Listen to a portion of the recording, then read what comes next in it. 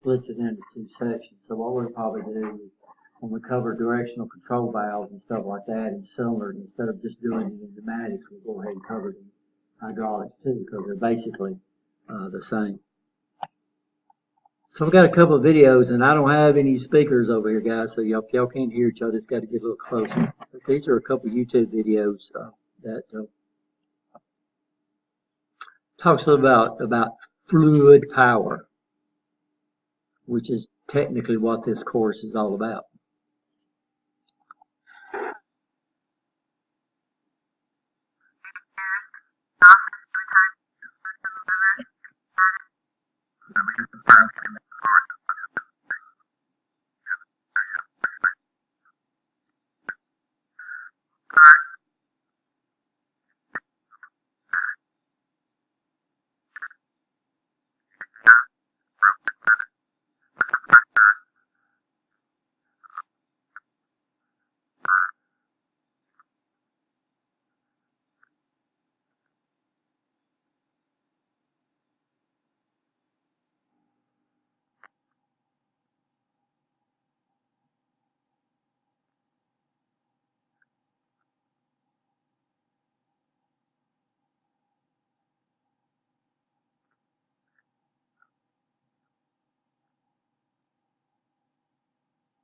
This is one that's the original. This is the difference between a liquid and a gas. So one thing, a liquid is considered to be uncompressible, but a gas is compressible. So what I want you to do is I want you to put your finger over this end, and then when you press on it, eventually it's going to do what? It's going to stop, right? So that much space right there. Now once I get this compressed, then we'll be able to get some work out of it, right? You understand? Everybody understand that? But fluids, if I was to take a fluid and put this in, I might go get something, put my finger on there, I wouldn't make this thing would move at all. But one of the things, the difference between developing pressure with a liquid and developing a pressure with a gas is that with gases, we have to compress them before we use them. Liquids, we don't have to do that, right? That makes sense? For some reason, Nancy put safety in here, but we'll come back to that. So fluid power, this is the use of a confined fluid under pressure to transmit power from one location to the other. Now you notice they use a lever. Everybody's familiar with levers, right? What do we do? How do we do with a lever? How do we make it multiply force? The difference between where the fulcrum's at, how much you have on the other side of the fulcrum. So what we're saying, so if I was to come over here and have a lever, and over here, and of course this is not the scale, this is what we call a Class A lever, and over here this was 6 feet, and then over here this was 1 foot, then this thing would multiply that force by 6. So what that means is that if I come over and put 100 pounds of pressure or force on the wrong end, I can move 600 pounds on the other side. Now what happens though is that if I move this 6 feet, this over here is going to only move 1 foot. Y'all understand that? So what we're doing is we're not changing the work. Everybody understand that? Work in. People don't understand that. We're not increasing the amount of work we're doing. Work in and work out is the same. Now, of course, work, we'll look at that as force times distance. So what happens if I increase the distance on this side, or on this side I decrease the resistance, we still get the same amount of work. Everybody understand that, yes or no? So basically, work in equals work out. It's just what we're doing on the other side is over here we're moving a certain amount of distance. Over here we're moving a less distance, so we get what we call a force multiplier, but we're not changing work, the amount of work we're doing. Everybody understand that? And this is basically the way hydraulics work. So we can use hydraulics for force multipliers. Of course, over here, who's pushing down on the left and who's pushing it? So we're pushing down on the left, right, to get this multiplication. A fluid is a substance that has no fixed shape and yields easily to external pressures. Now, in industry, we're going to use either liquids or gas. And of course, they said normally the liquid you use is some type of oil. What the advantage of that is we got things in motion. And anytime you have things in motion, you won't have friction, right? You understand that? And what's nice about using oils is that they automatically lubricate the system. The other thing we're going to use is gas. Of course, what gas do you think is the primary gas? Air, which is a combination of gases. The main advantage of fluid power, of course, one thing we do is we get what?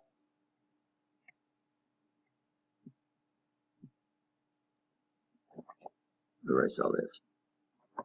We get force multiplication.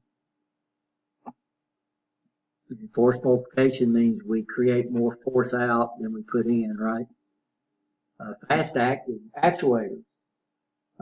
This is defined later on, but an actuator is that device that takes the force that we're creating with fluid and converting it over to motion.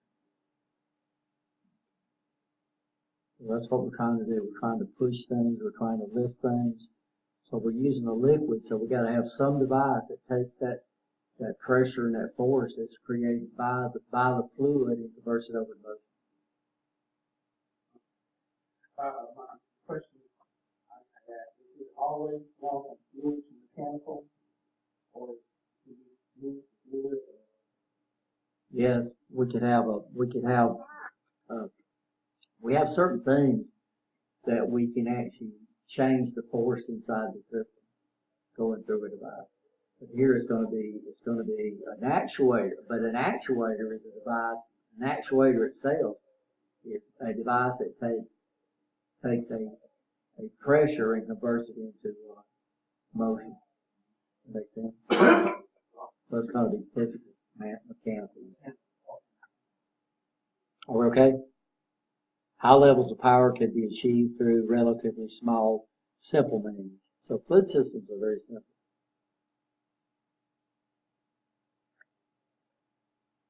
We have two areas. We have one called hydraulics and pneumatics. And what's hydraulics? Liquids, right? And then what's pneumatic? Air or gas. Now they do have some system, but they're the predominant gas. We have some hydraulic systems out there that use water. You can go down to Tenny Hill and see a grist mill, what they call that, the grist mill, where it has a big well out there that uses water. And some people actually use water and then they put lubricants in the water. The problem we have with water, though, is that it changes its density a lot with temperature, right? So if you use water as the fluid, then you'll have problems with where you operate it at. So they got other gases that are used besides air, but the predominant gas is air. So this is real easy to produce what we call a linear motion. Electrical, well, we got one thing in electrical that creates a linear motion. It's called a solenoid, but solenoids can create very little torque or very little force. But hydraulics, we can create a lot of force in a straight line. Transmits the equivalent power in a much safer smaller space, and this is the big thing that they were talking about. The size of the actuators to get the force that you need. Fluid power systems are relatively simple to control the direction, the speed, the force, and the torque. When we're talking about torque, we're talking about motors. So we have fluid power motors that run, like electric motors. So so most of your motors are your motors are all rotary. So if I want to take something that's rotary and convert it over to linear, then we'll have to go through some type of gear. like a rack and pinion type situation. Pressure can be held constant without applying significant additional amounts of energy. What's nice about fluid power is we can stall it. It's very hard to stall electricity. You know, if you got an electric motor out there and you let that thing stall, it's gonna burn up. So what we can do with the fluid system is we can maintain pressure. And it's not gonna hurt you. Power is much easier and more cost-effective applications requires pressure and position control. So this is an actuator. So what does the actuator do for us? Yeah, converts pressure in motion. Actuators are compact and have high energy potential. Actuators can be stalled for extended periods of time. So you can go up there and you can jack that car up and lock it down. And how long can you leave that car up on that jack? Well, you're keeping that constant pressure on there. You see people use electric motors to raise a car because electric motors don't want to do what? They want to stall. You don't want to stall an electric motor. Instantly reversible. We can't do that with electricity. And we have an infinitely variable speed. So, especially with hydraulics, because it's uncompressible, we have a little problem with pneumatics, and that it constantly wants to try to uncompress. Nancy stuck these in there too, the different standard organizations that we're going to run into in fluid power. We had the national, I've been dealing with electrical electronics a long time, so anytime I see NFPA, the National Fire Protection Association. But we have another group that's got the same acronym or the same, and it's the National Fluid Power Association. So when you type in FFPA, you got to designate, you'll probably get both of them. ASTM, this is the American Society for Testing of Materials. And she'll talk a little bit about what SAE, Society of Automotive Engineers. Y'all probably, if you're a mechanic, you run into SAE. They're the one that sets the standard size for U.S. customary or the wrenches that are in the sockets that move in inches, right? Quarter inch, 5/8, 3/8, and that kind of stuff. They're the one that standardizes the size of sockets, which is also a standard for the different size nut heads that you run into, the actual heads that you ANSI, American National Standard Institute, like it says, you can tell this guy standardizes a lot of stuff. This was originally, America has set thousands of standards. You know, we used to be the torchbearer for setting standards because we developed them first. But eventually, when things start, so like when the internet, y'all word of the internet? Where was it first made? Here, right? You understand that? It connected a lot of research institutions together.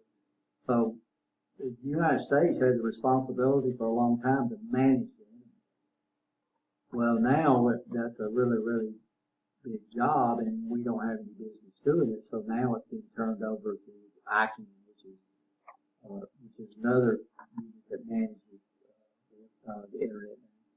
So ANSI has moved into ISO. So ISO is the guys.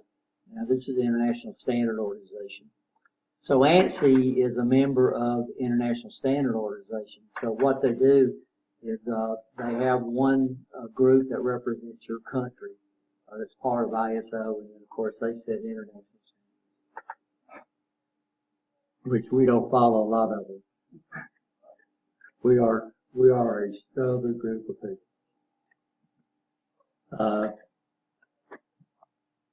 Now NFPA, these guys are cylinders. Y'all understand cylinders? Good cars, you understand cylinders.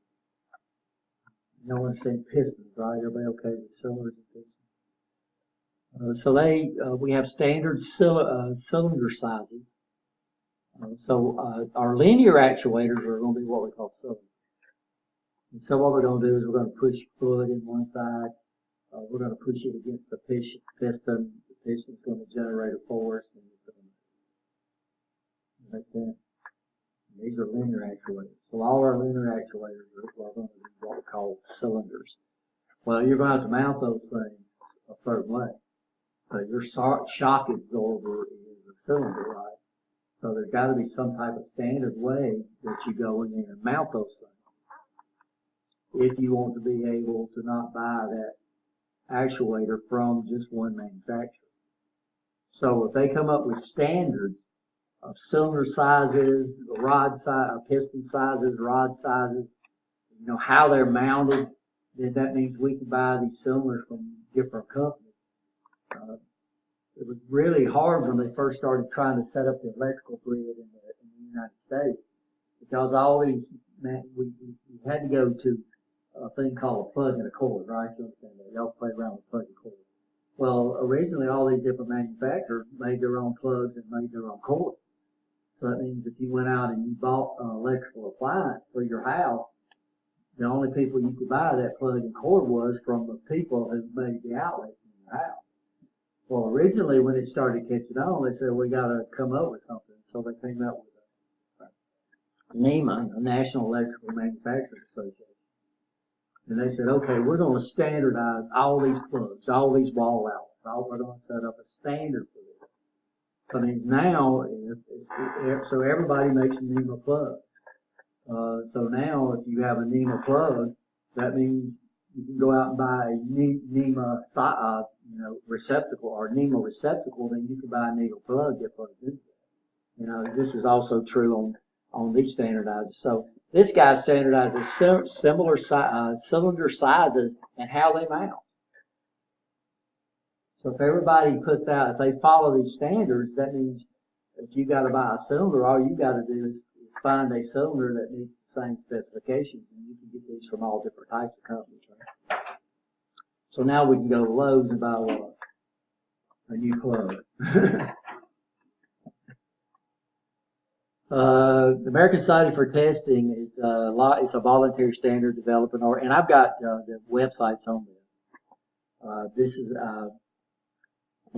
information structure guides design, manufacturing, and trades in the global economy. So this is a standardization this is a global standardization. Okay. SAE, y'all familiar with this guy? Volunteer work, more than 7,000 committee members participate in maintaining over 8,300 technical standards related to and related documents. So SAE puts out, and we're familiar with that because when you go out and buy a socket set, what do you look at? Either what? Metric or standard or SAE, right?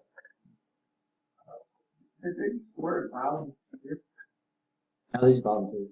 They don't do it. They don't get paid. They don't get paid. You could understand why they want to do this.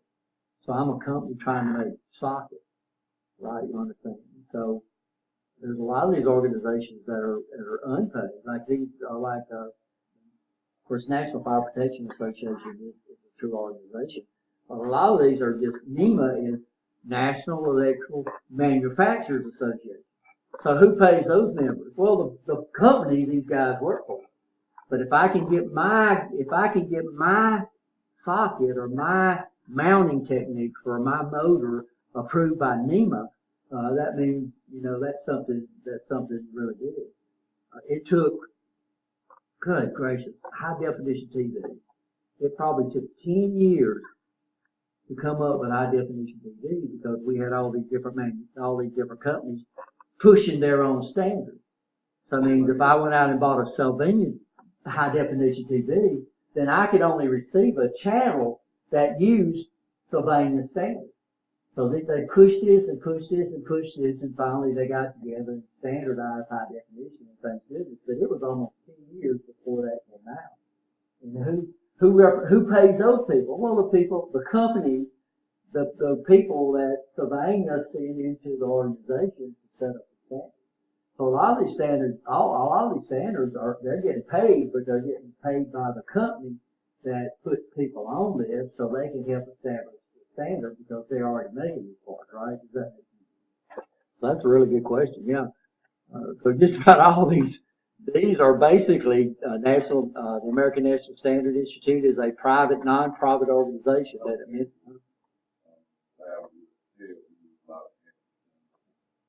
they'll do helping out done for everybody and running on the equipment look back. They'll take it, average it out what they got, and they'll come up with dial it in, come up with a standard, not immediately for a machine. yeah, and that's what we're talking about. So what's nice is if you can get your equipment the standard, right? You understand? And of course, you have a leg up on it.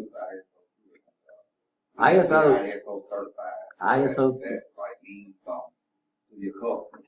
You know, like it helps with sales stuff, showing that you are standard, the national standard, like. Yeah, and we do that too. Yeah, certifications. Yeah, like every year. Like OSHA. Yeah. We offer the OSHA 10 card.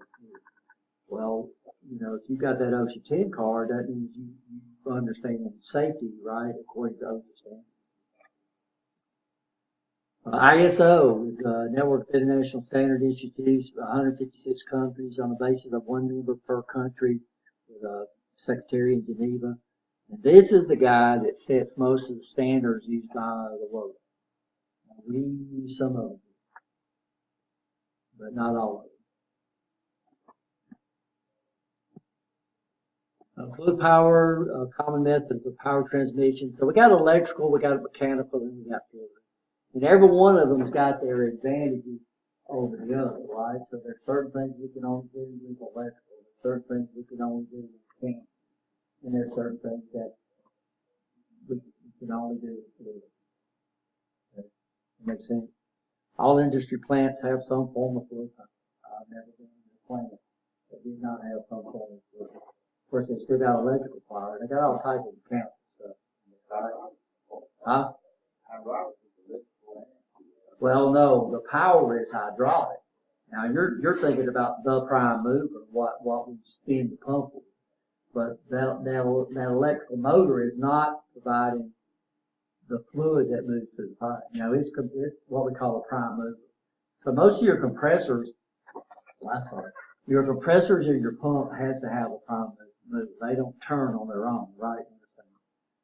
So most of our compressors work off of some type of rotary type device. So we gotta have a prime mover. Of course, we can either have electric or we can have combustion. There's a lot of combustion engines doing pneumatic and hydraulic. Fluid power systems use liquids called hydraulics. Normally mineral oils is the liquid. You understand that because we got a lot of friction or stuff going on inside all this motion of all the stuff that's moving. And the one advantage we have over oils is that they automatically lubricate, right? Then fluid power, we use gases. A lot of times they deliberately inject oil into the air because the air is really, really dry, right? You know, it's got water in it. So you understand we got to remove the water, try to get water in it. Then once you remove the water, then you got dry air. So we deliberately inject air. We call them lubricators. We deliberately check squirt little droplets of oil in the soap, as you say. That's a lot of pneumatic systems. Ours don't. We have what they call self-lubricating valves. So they use like Teflon for the seals and everything. If you're not dealing with extreme high pressure. And I don't know why she put that in there because we have pneumatic, just like we have pneumatic tools, we have hydraulic tools also. But we do have, most of our actuators are either going to be, create a linear motion, straight line motion, or they'll create a rotary motion. Okay? And we've already looked at this. So a substance has no fixed shape and yields easily to external pressure. And of course, these are gases and liquids. What we're looking at, right? Okay. Fluid power is the use of fluid to generate power or generate water. Everybody okay? A lot of people call this course fluid power. Of course, when we choose courses, we have to choose courses off the state approved curriculum. They call it hydraulics and that. It didn't have that book.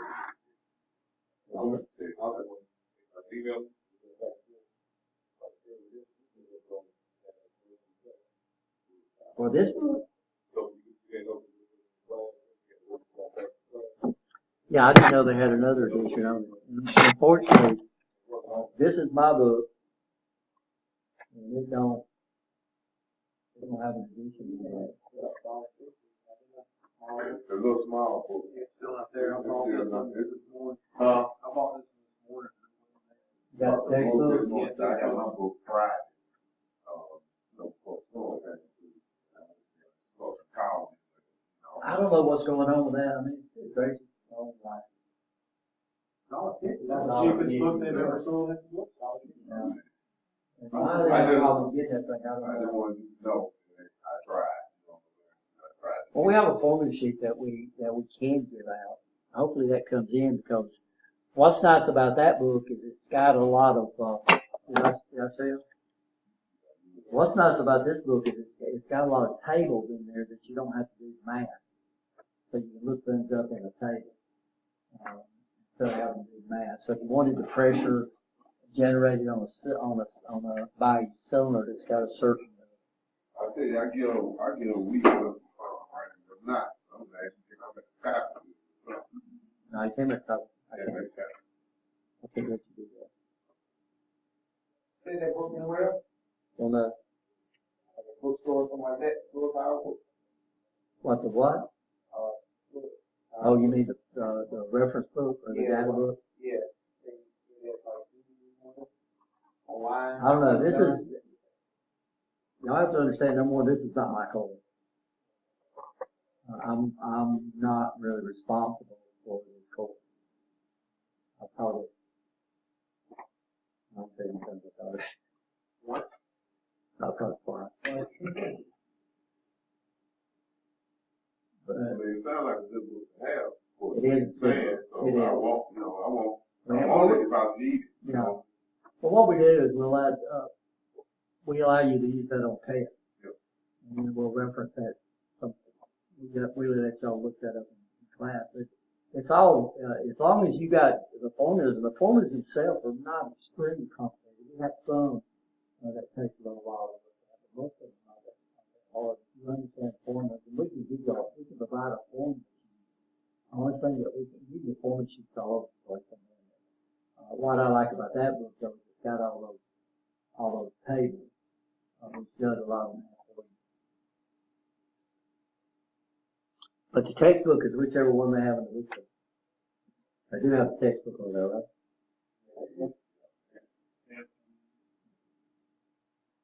So why they can't get that book, I don't know. And the problem we have, and unfortunately, about 2 years ago, the college turned the bookstore over to an outside store, so we don't manage the bookstore. When we owned the bookstore manager, and he was a really good friend. Anytime like this that happened, he'd let us know way back. This basically we don't know until you come up and you tell us what's going on. I'm sorry. I might search for this on the internet. You got to see if it's available anywhere else, because it's a really good book. We need to learn some terms. So what's force?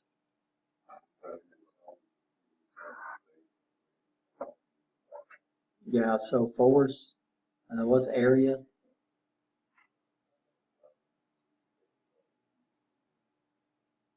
Surface.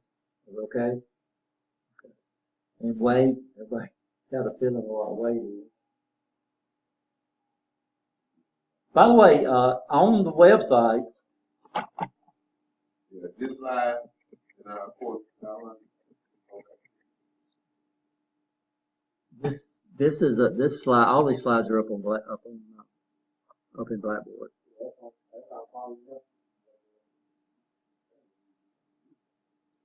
But we've also got something up there that's really good, and it's under development, unfortunately,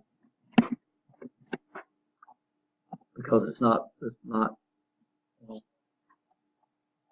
one available according to what we teach. But inside of course content, and then we got ones called reference material.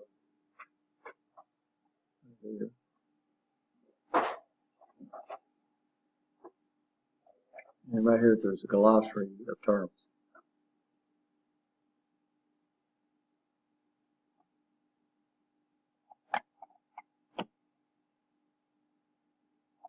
All these terms that we've got is in here. So when I give you out a review for the test, and it says you need to know these definitions, and this is probably where you go and study them. And they're in the book. The problem is you're going to have to look for them in the textbook. Here you can just go and find them in alphabetical order, not to figure out the page. And there's also a formula sheet in here too. That I'll run off one set of these, but if you lose it, you'll have to run them off yourself, and you'll be able to use this on the test. And don't let it screw you. No, that's good.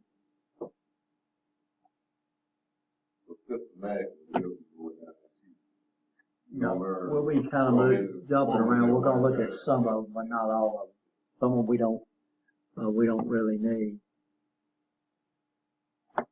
for this class. But what I did on that formula thing in my research, studying for class, anytime I ran out of a term, I put it in. Density, the compactness or closest set of a crowded condition. Mass, the body of coherent matter. Bulk, size, expanse, or massiveness. Pressure, this is what's very important. The measure of the intensity of a force exerted on a specified area. And then we got what we call the imperial standard and U.S. customary. We'll deal with U.S. customary in this class, but we will try to reference you over to the ISO standard, which we call the International Standard or SIU. Because there's only 3 countries in the world using the U.S. customary standard. Us, Mexico. Canada. Not Canada. Us, Myanmar, and I think Liberia. So basically, the only 3 countries still using U.S. customary. I don't know if y'all remember, probably around 15, 20 years back, they tried to convert us over to that system. They went out on all the interstate. The cars had 2 scales on the speedometer. They had the miles per hour and the kilometers per hour. They went out and put on these mile markers. They had mile markers, kilometers, and miles all up and down the interstate. All your signs for distance had kilometers and miles. And they said, well, what we're going to do is we're going to eventually take the miles off and go to what? Go to SIU. And who went out on that? We are a stubborn country. So we're using what we call U.S. customary. And then the SI units are international standards, which is what the rest of the world's using. Based on the yard, pound, gallon, and bushel. Of course, we're not going to, a bushel is a dry weight. So we're going to be dealing with, yards and pounds and gallons. Burma, but when I looked up, Burma was off the list. Liberia was still on there, but now, when I looked at it today, it said that Myanmar was the other country. But when I looked it up, it was they had a map, and they had these little, big old red country down here and 2 little more countries out there that still using the system. Imperial standard, we're not going to deal with that, but it's used to the imperial standard and U.S. customary was the same, but now we've even varied away from that a little bit. But the international system, this is based on basically the metric system. This deals with what? Meters, kilograms, seconds in both of them, amperes, Kelvin, Candelel and Mo. The other two we're not going to deal with, but we need to understand kilograms. We need to understand probably meters. In Kelvin, you'll see Kelvin pop up every once in a while. Anybody know what Kelvin is? It's a temperature, but it's based on what? Absolute zero. Yeah, so in zero in Kelvin is actually like a minus 273 degrees centigrade. So a lot of your formulas they say Kelvin, just to give you a reference. I think one of our fluid power formulas talks about how a gas pressure varies with temperature. Pressure is the amount of force exerted on an object divided by the area. So P is equal to F over A. And then we can transpose that. So if I transpose that formula, we call it a formula wheel or a formula triangle. So once you got a 3 expression formula, and here they're putting it inside a triangle. And what I do is I'll come over here, since this is over here, I'm going to put F on the top, A right here, and then I'm going to put P right there. You can see how I came up with that. And then what you do is transpose the formula. Instead of doing all that stuff you learn in algebra when you multiply and divide sides, you just cover up what you want to solve for. So that means if I want to solve for force, it's going to equal to pressure times area. If I wanted to solve for area, it's going to be equal to what? Force over pressure. And then normally we don't solve for area. Normally we're either going to solve for force or we're going to solve for the pressure required to generate a force. Because before something moves, according to this, we got to have 2 things to cause something to move. Well, we got to have 3 things. You got to have a pressure, right? You understand. And it's got to push against something. It's going to push against an area. And when you do that, that's going to generate force. And that's going to cause things to try to move or move. Everybody okay? So force equals what? Pressure times area. So we have what we call atmospheric pressure. And atmospheric pressure is actually what we call a mean or average pressure. And this is the pressure at sea level. So the average pressure at sea level is 14.7 psi. You can't say it is the pressure because we have these pressure systems that move around. We call them high pressure and low pressure. Right? When things get cold, air gets denser, atmosphere gets heavier. This creates high pressure. When air gets hot, it does what? It rises, and this creates low pressure. So, if we have a low pressure system moving in, that means it's going to drop down below probably this. And if we have a high pressure system, it's going to move up. So this is what we call the mean pressure. Let's see, or the average pressure. Everybody understand that? Huh?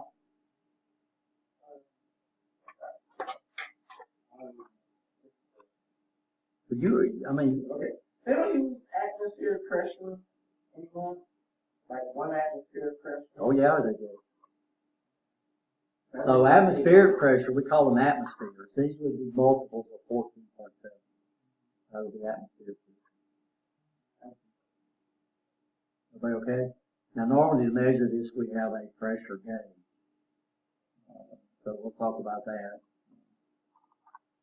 And that's what it says, atmosphere at the mean pressure. So 1 atmosphere would be equal to what? 14.7. 2 atmospheres would be. Everybody okay? 9.4. Or it's also equal to 101.3 kilopascal. Or it's all equal to 29.92 inches of mercury, or 760 millimeters of mercury. And why we threw those out, because these are different methods that we measure pressure. Everybody okay? Any questions? So these are some of the units we have. Pascal is a little tiny unit. So Pascal is the SI unit for pressure. The problem is that 1 Pascal equals to 0.000.00145 psi. So you got 10 psi, you got a lot of Pascal. So normally we don't deal with Pascal, we deal with thousands of Pascals. We call it kilopascals. Pascals are extremely small. So what they've done is they came out with different things called a bar. You understand what? So most of your pressure gauges are going to be bars. And what's a bar? It's 100,000 Pascals. So it's 100 kilopascals. So a bar is 100,000 kilopascals. And what's nice about a bar is one bar is real close to that. So mean atmospheric pressure at sea level we assume to be 14.7. Well, it's 14.5. So a bar gives a really good indication of atmospheric pressure. Then we have pascals, and then we have torrs. So torrs, a torr deals with millimeters of mercury. So mercury is not affected a lot by temperature. So we use that, I use that a lot to indicate pressure. So they'll have a vacuum on one side, and then you come over here and they open up the other side, and it will display that mercury in a column of mercury. So we deal a lot with what we call inches of mercury. Millimeters would be the SI unit, inches of mercury. Where do we run into inches of mercury at? I'll show you all that. We hear it all the time, but we don't really understand. Head pressure, we'll have to talk about that later on. Go ahead. Huh? Exactly. So when they throw out your low pressure and your high pressure, and they give you like 30.3, 30.03, that is inches of mercury. So they give out weather, blood pressure is inches of mercury. This is a pretty good convergence chart. So this is what's nice about that book. It might be in there somewhere. So these are all the means that we have to measure pressure. We're going to run into a lot of bars. We're going to run into a lot of kilopascals.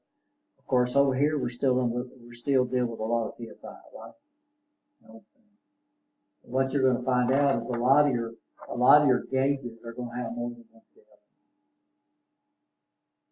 So they'll have either PSI and odds are they're going to have another scale, because we're dealing now with equipment that is, it's kind of like the cars for a while. They came out, they had miles per hour and kilometers.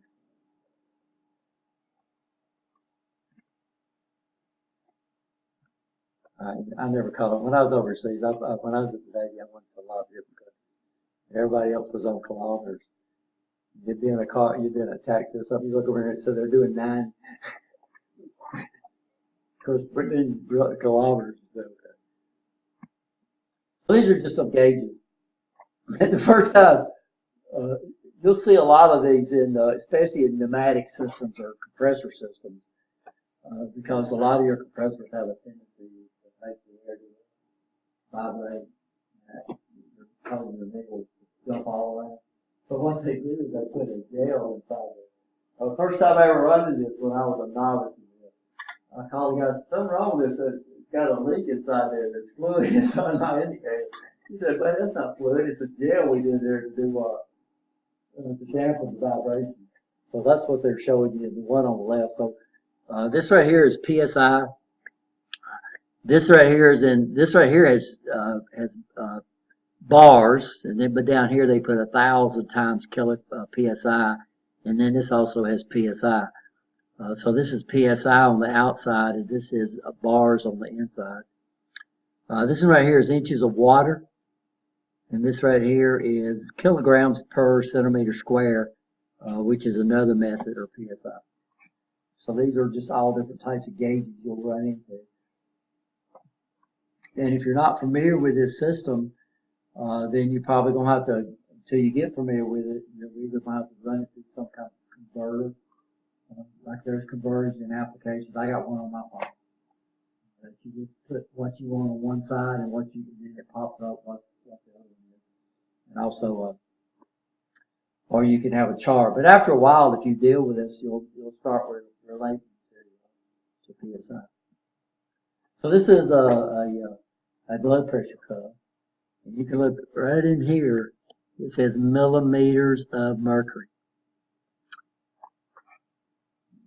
So these are just some blood pressures right here. 128 over 151. That'd be pretty good.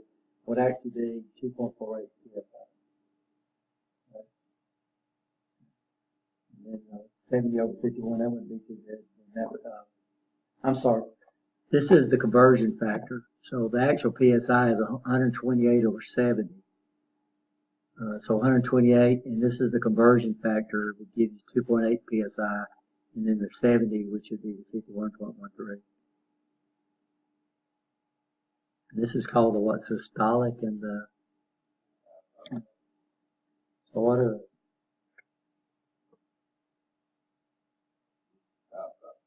what's the difference? What are, One is the first start hitting heartbeat, stop.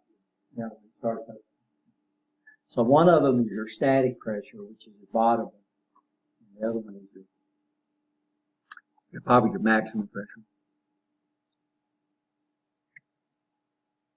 And so this is the Birmingham. This is the Birmingham weather. And so right now, this would be the barometric pressure right here. And you notice it's a lot. So is this low pressure? But this would be considered low pressure or high pressure. So when they talk about low pressure systems and high pressure systems,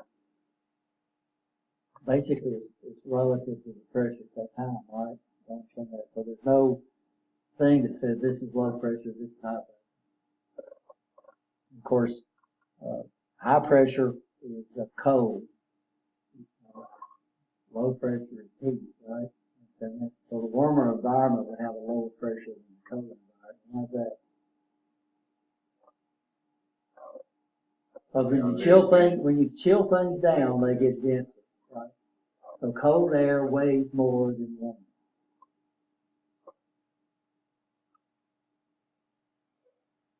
This is why the low pressure is bad, because it starts pulling things up. It starts pulling that moisture up where into the atmosphere. It starts forming clouds, and then you start having some. And then when you get real high differential between your low pressure and your high pressure, because your wind moves from your high pressure to your low pressure, and the bigger differential you have between those two, the stronger the wind speed. That's a little weather. Guys, let's go ahead and take a break. Somebody came in after I did roll. Who came in? Okay. So we're going to take a 10-minute break. I know where the drink machines are at. I know where the restrooms are at.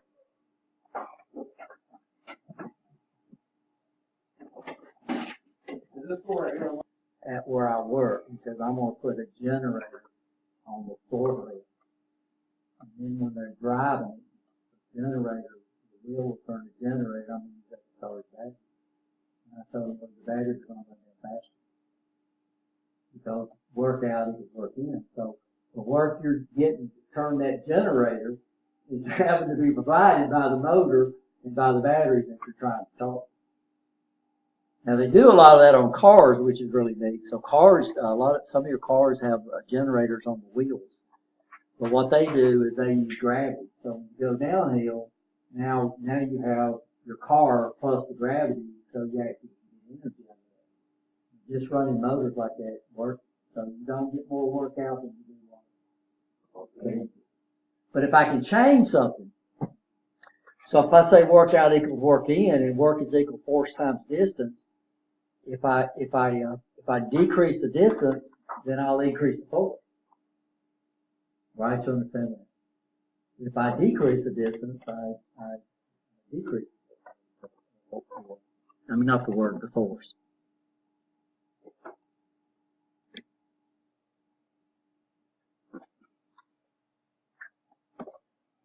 So it means I get at my house and I turn on a 100-watt light bulb. Now, if all your transformers and everything was 100% efficient, I mean, wherever you get your power was, they would have to provide you 100 watts. Called workout equals what?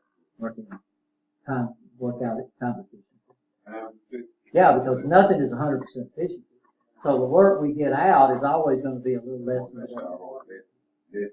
Yeah, it's going to be less than what. Cause of friction. So Pat, have y'all come up with a way to get work out of gravity yet? We always get work out of gravity. We get work out of gravity. Thank God we get work out of gravity. There would be no such thing as hydroelectric plants if we didn't get work out of gravity. Well, okay, we'll say like this. If I'm going up a hill, you gotta have something that can give me some work from gravity going up. No, gravity's supposed to be back. But when you get on top of that hill, you go on the other side, that you're getting that work out of gravity, right? So yeah, well, gravity does work for us all the time, but not going away from it, coming toward it. A good question.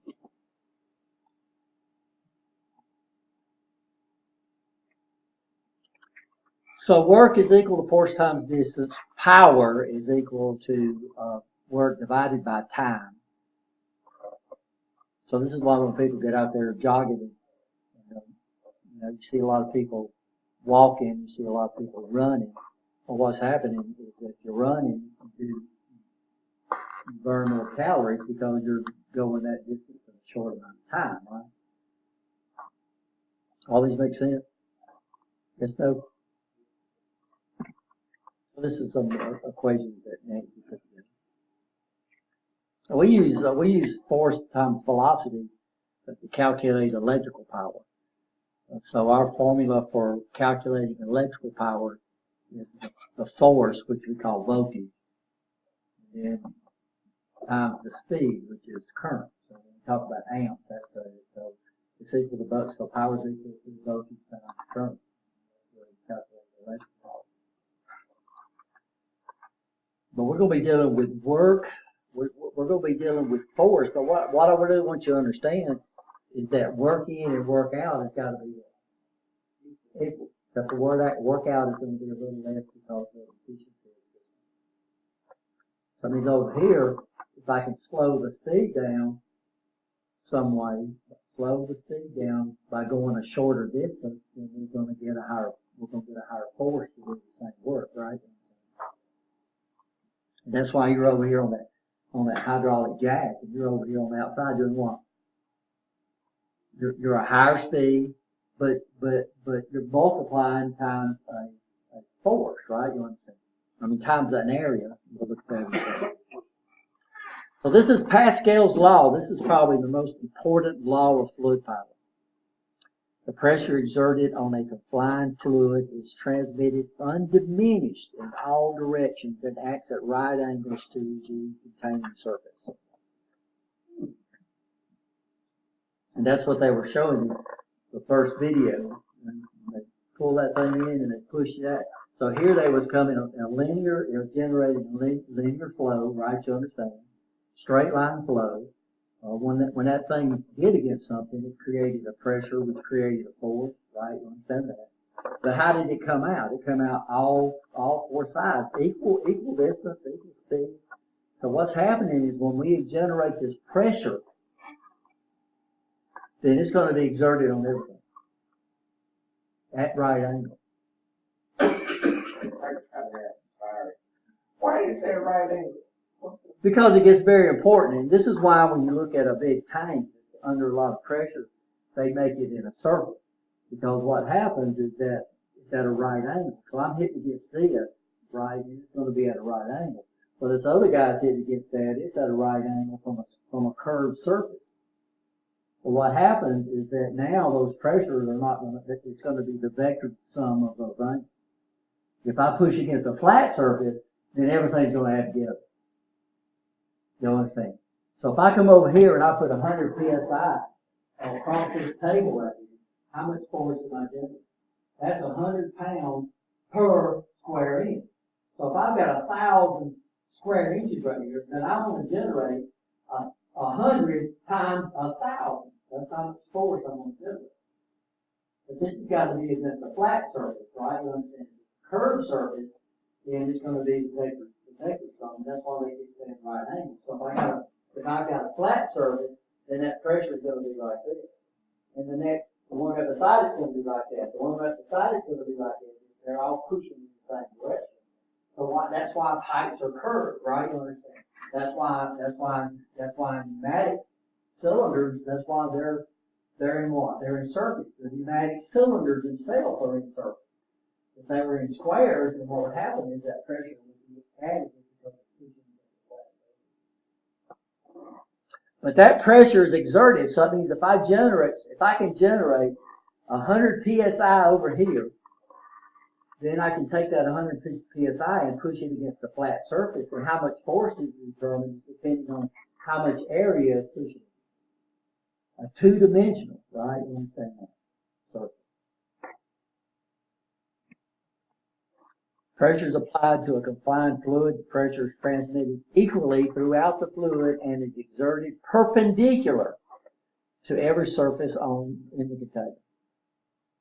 So you wonder why the compressor tank is what? A circle. So that way those things are not pushing in what?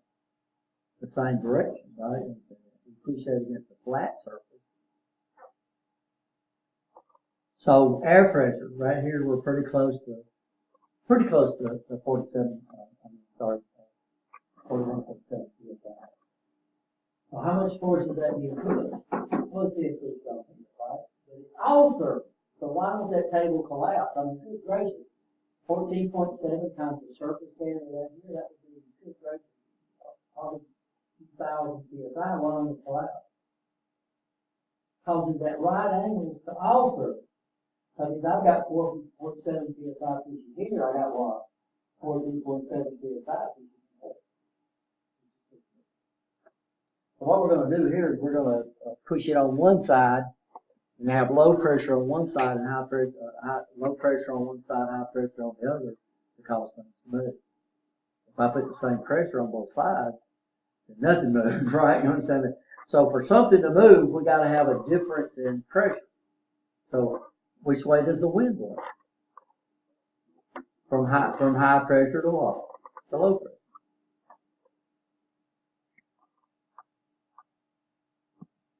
So this is what they're talking about here. So it doesn't make any difference in surface. But what we're going to do in a cylinder is we're going to be pushing against the flat surface.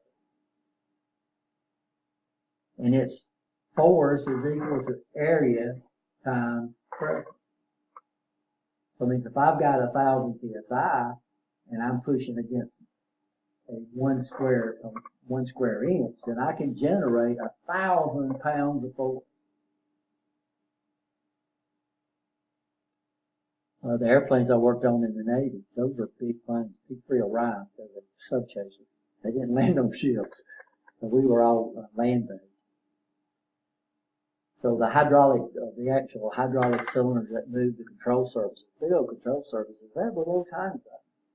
But those planes run 3,000 psi. So I mean, you got 3,000 psi and you were pushing against 1 square inch, you could generate what? 3,000 pounds of force.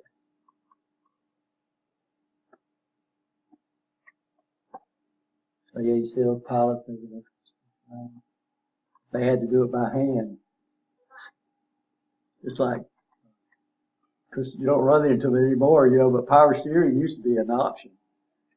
You ever drove one of those cars? Power steering go out. Yeah, even now when power steering goes out, even when the power brakes goes out, so you're looking at a force multiplier. But if you looked at those, if you ever took the brakes off, your disc brakes out front, those pads are right up against that. But when you push that brake pedal, you push it a pretty good distance, right? You understand? Over here, you can't even see them suckers move because they're moving such a short distance. So what I'm doing is I'm decreasing the distance and increasing the what? Increasing the force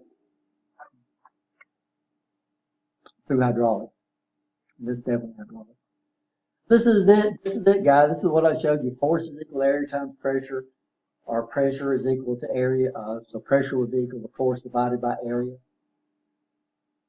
So if I wanted to see how much I can move, I can, if I know the amount of area I'm pushing against, then, and I know the pressure, I could calculate the force, or if I know the force I need, and I know the pressure my system's working at, then I can calculate the amount of area I've got to push against, right? Does that make sense?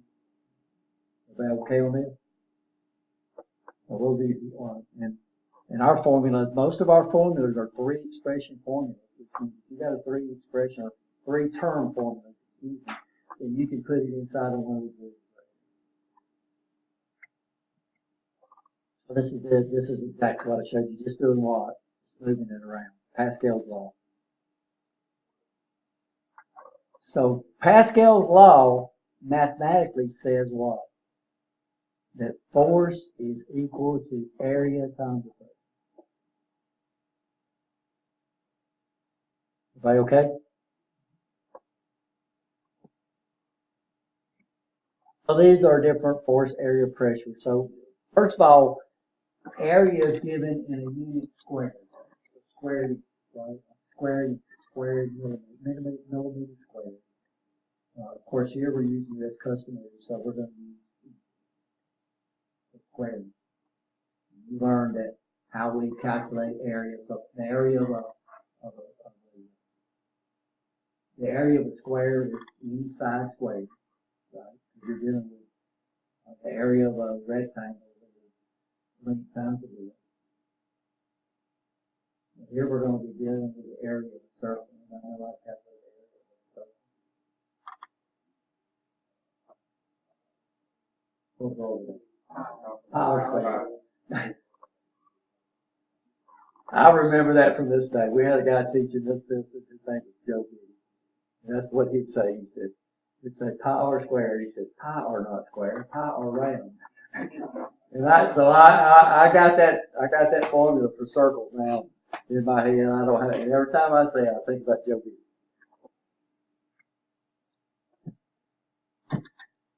So of course, over here we're going to be using pounds, and we're going to be using PSI. So force is going to be in pounds, and your PSI is going. But force is kind of misleading, but we're going to use it just like it's not in motion, because to get a force, you got to have to get work. You got to have motion, right? Well, they call it pound force. We usually call it pound. So this is what we're doing. So I come over here. And I've got this, that's going to be round over here. It actually looks rectangle. And I'm going to come over here. I'm going to apply pressure on the top. As soon as I apply pressure, and that pressure gets us up, it's going to generate force, right? So let's say I come over here, and just for sake, I'm going to come over here. And let's say I come over here and I apply 100 pounds of force. Well, that force is going to push against that piston. That piston is pushing against the fluid. Well, how much pressure is going to be generated in that fluid depends on what? I'm giving you the force. It depends on what?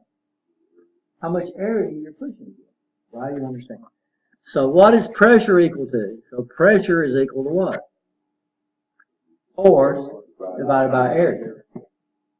So I'll come over here and let's say, okay, how do we calculate the area? So we'd have to know, first of all, we need to know the size. And of course, what we do on circles, we give it by a unit that touches each side.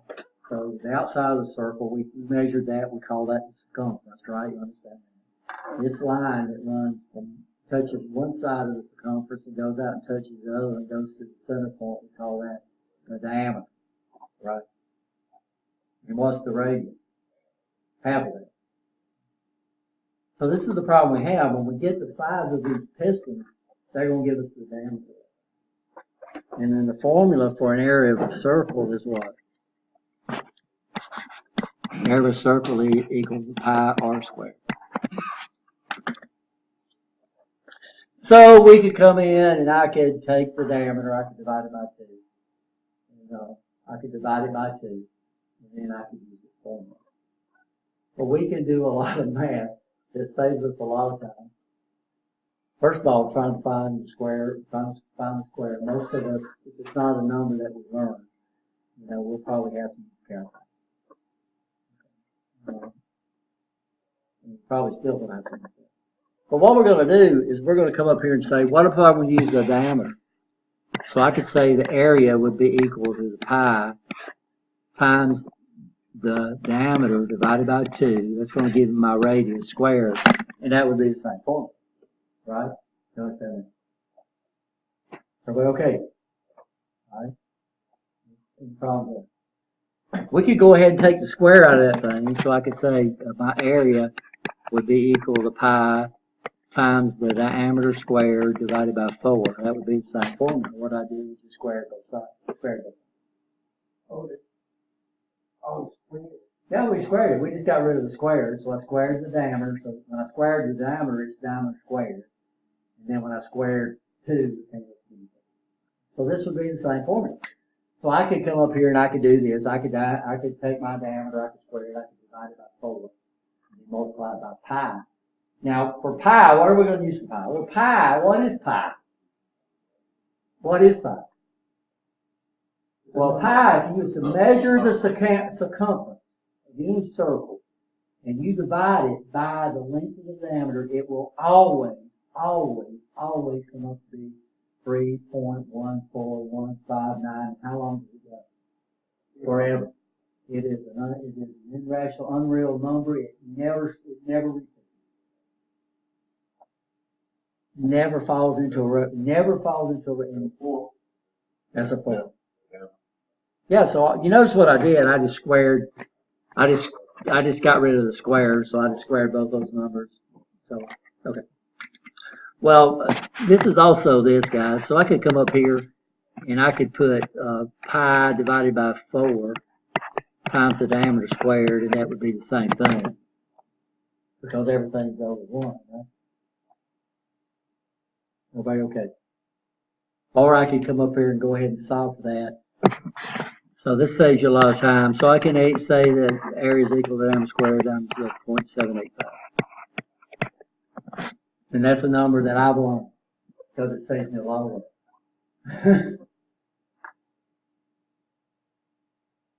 Well, that's where the 0.785 is. So you look at a formula sheet and they'll, instead of putting pi r squared, they'll put the diameter squared times 0.785. And all 0.785 is pi divided by 4. So pi divided by 4. Of course, we're probably going to use 3.14 for pi. You can use your calculator. If you hit the pi key on your calculator, it's going to throw up 13 digits or 10 digits. And that's going to be 10,000 more accurate than we'd ever need. So 3.14 is going to use pi. So it's probably going to take a calculator to calculate this. So that's part of the thing you need to buy is a calculator. So diameter squared times 0.785. So anybody got their calculator? I'll bring up mine. So let's say this thing's got a 6-inch bore. What is the bore?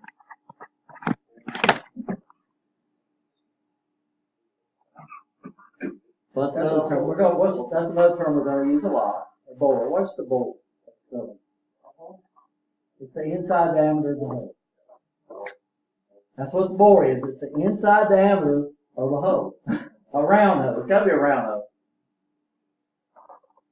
So when we buy cylinder sizes, that's what they're going to specify. They're going to specify the bore, which is basically giving me the diameter of the piston, right? You understand that? So they don't specify the diameter size. They identify the piston.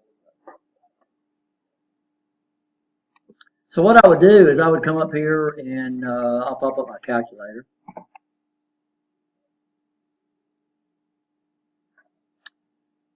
Let me put it back on. This is a programmer's calculator, by the way. I'm going to use just a regular old scientific calculator.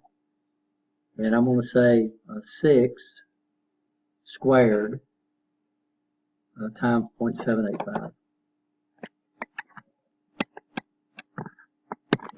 So that means that's 28.26 square inches.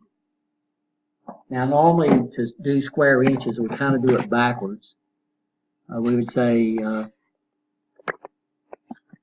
28 point, what was it? 28.26.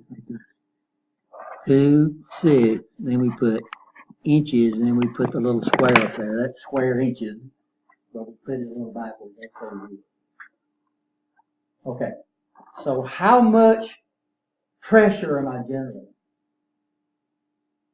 I'm putting 100 psi on this side. I'm putting 100 psi on that side. How much pressure am I generating inside that system? Pressure is equal to what? Okay, so I would come up here, I would take 100 pounds. I would divide that by 28.26, and this would be my pounds per square inch. What's that? 3.53. And we call that pounds per square inch, and we call that PSI. Okay. Everybody okay? Any questions so far? I lose anybody.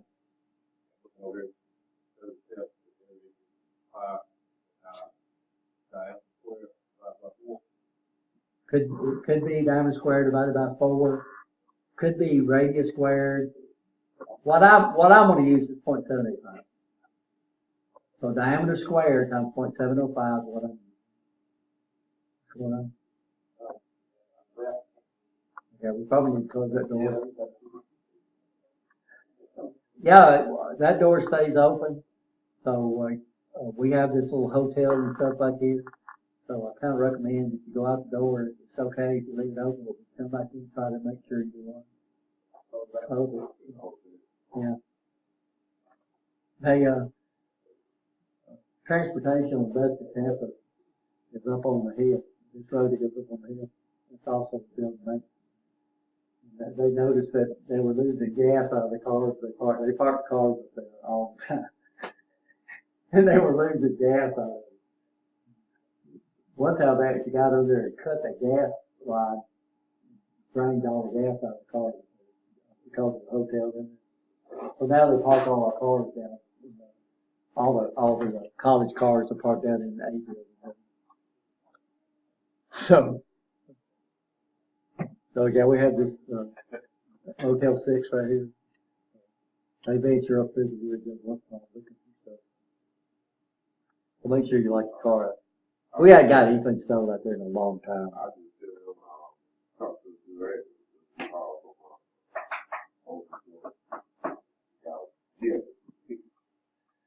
Now let's say I'm coming over here. Now look at the size of this one. Let's throw it over there. Now picture this as a cylinder. Right now we're not doing anything. And let's say this over here is 12 inches. Well, let's calculate how much force we're generating over there. Well, over here we're going to use force is equal to area times pressure. So first of all, I'd find the area. So what would my area be? I'm going to take 12. I'm going to square it.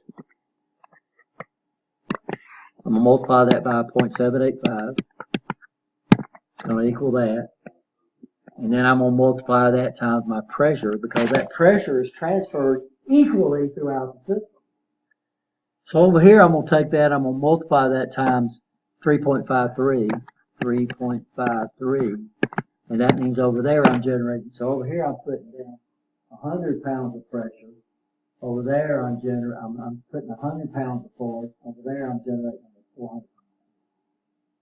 Because I'm taking that same pressure and pushing it against a bigger surface. Now, by George, that's going to cause something. If that can move, it's going to move, right? So what we'll do is eventually we'll put a piston on that side over there. So I could go from a big area to a small area. What we will do is we'll decrease force, but we'll increase speed. Or we'll increase distance. If you increase distance, you're going to increase speed with it, right? Or if I go from a small area to a big area, I'm going to decrease speed, but increase force. So that if you took your hydraulic jack apart, you see that little old piston that you're pushing is only this big, and then it's pushing to get something that big, right? You understand? And we're sitting over here doing this real fast, and our car is moving up a little bit at a time. Well, what we're doing is we're taking a small area, creating a pressure, then that pressure is pushing against a bigger area, and we get a force multiplication. But we don't get nothing free. So what do we sacrifice? Well, we sacrifice what? Speed and distance. So if I multiply my force, it's going to be at a decreased speed. If I divide my force, it's going to be at a faster. So we can use it to multiply, we can use it to divide, and that's the same thing true with gears. Gears work on the exact same principle. So if I go from a little gear to a big gear, my real wheel on my bike is not going to turn as fast, but I'm getting more force, right? You understand? Everybody understand that? That's what's happening in the transmission of your car. So you're changing gear ratio. If I go from a small gear to a big gear, I increase torque, but I decrease speed. So this is why on your low gears of your car, your engine is still going, right? Because it's moving real fast, but your car is moving real slow. But your engine don't create enough force to cause that car to move from a dead stop. It would stop, right? You understand that? And that's doing the same thing. You're doing the same principle as a lever. But on gears, we're dealing with teeth. So if you got more teeth on this one than you got on that one, then you're going to get a force multiplier. But if you increase force, you're going to decrease what? Speed. And of course, as you get up to speed on your bicycle, what do you start doing? You start shifting and changing your gear ratio until eventually, if you're a real strong person, you might get out to that 1-to-1, right? You understand? But I've never seen a 1-to-1 on a bike. That would really. So over here, we're going to push that force over there. It's pushing against that side. It's pushing against all sides. But this is going to be a flat surface, right? So what's going to happen to all that force is going to be added together. And if this guy right here can move, it can move, right? And that's the trick. That's it. That's what I like. I take a small surface, I generate a force over here. That force converts it over to a PSI, depending on the area that I'm pushing with. Then I transmit that pressure through the whole system, right? You understand? Undiminished through the whole system. Then it does what? It's going to push against something else. And if it can move, I'm going to put a force on there. If it's going to move, it's going to be able to move. As long as I've got enough pressure to move, it's going to make that force. Pascal's laws permit the use of pressure developed in one place to be used elsewhere and allows force to be multiplied through the use of what? Various what? Piston surfaces. And this is true for pneumatics and hydraulics. What's nice about hydraulics is I got a pump. A pump creates flow. As soon as it hits something, it's going to generate pressure. It's going to generate compressed air. If I just pushed it, it would have, before it generated a lot of force, it would have to be what? Compressed. So air, we got to compress it before we use it. It's constantly trying to decompress. So that's why pneumatic cylinders are going to be a little jerky, because every time it moves, it's going to decompress and it's got to recompress, right? Hydraulic cylinders is smooth as silk. They'll move just as smooth as the operator can move. You ever seen some of these big earth equipment operators? They got that dexterity. They can do them things. So this is it. This is the name of the game. So over here, I've got 1 square inch. Over here, I've got 5 square inches. So what we've done is we're giving you the area already. Now, normally they don't give you the area. They give you the what? They give you the down. They call it the bore. So they'll give you the bore of the cylinder. And then it's up to you to calculate how much force you can generate with that. How much pressure you need, how much force you can generate, whatever you need. So this would decide what size, so if you're running a 60 PSI fluid power system, pneumatic system, then you could basically calculate what size cylinders you need, right? What bore of cylinders you need to push to generate the force.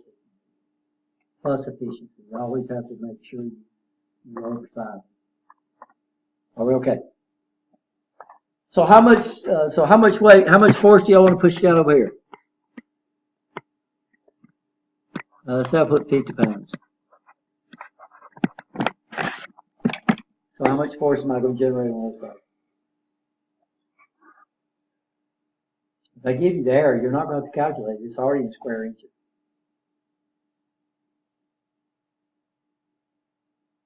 Somebody help? So pressure is equal to what? Force divided by area. So my pressure would be equal to 50 divided by 1 square inch. So what's that going to be? 50 PSI. This 50 PSI is going this way, it's going that way, it's going this way, it's all through the system. And it comes up here and pushes on that sucker over.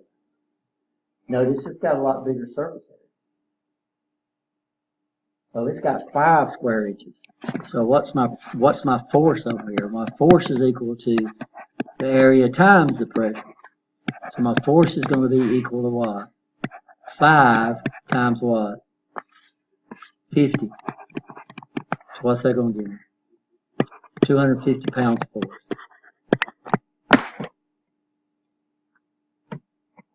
So what would my multiplication factor be?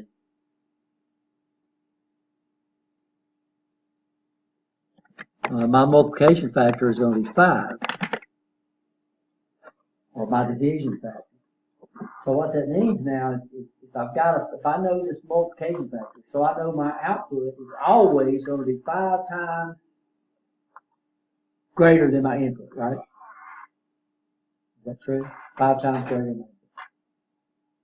But it also tells me, okay, over here, if I move this down 5 inches, this guy over here is only going to move what? 1. Because we're not changing work. We're not changing the work. Work in, work out, times the efficiency, right? Understand that. So what happens if I'm transferring an equal amount of work over here, if I get more force, then the speed's got to go down. And it goes down by this same factor. So if I know the size of those pellets, if I know the areas of these pistons, then I can calculate what we call a multiplication factor. And it's also the division. It tells me the speed. So over here, if I'm moving a certain speed over here on the left, it's going to be divided by 5 on the other. Does that make sense? Yes or no? Huh? So now, once I know that 5, once I got it one time, then I can come over here and say, okay, I put 20 pounds. What would I get it? 20 pounds. I get 100 pounds for that. Because once you've got that multiplication factor of the system, then you don't have to do that hard math anymore. And all you got to do to get the multiplication factor is take the area on the output and divide it by the area on the input. Right? Y'all understand that? Area out over area in, that'll give you what we call the multiplication factor, and then you're basically through with a lot of math. So I've got 5 square inches on the output, I got 1 square inch on the input. I take 5 divided by 1, I get 5, so this thing's going to multiply the force by 5. It's going to divide the distance and the speed by 5. That makes sense?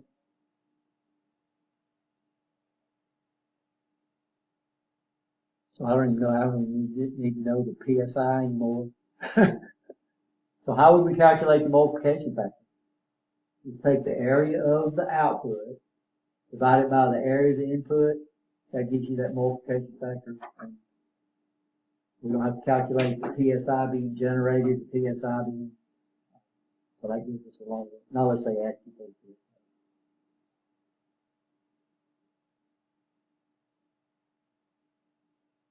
Okay guys, let's take another break. 10 minutes.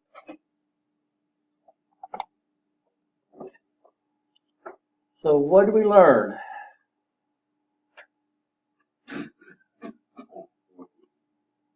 You can work out Time efficient. time. Unfortunately, there's no such thing as any system that's 100% efficient.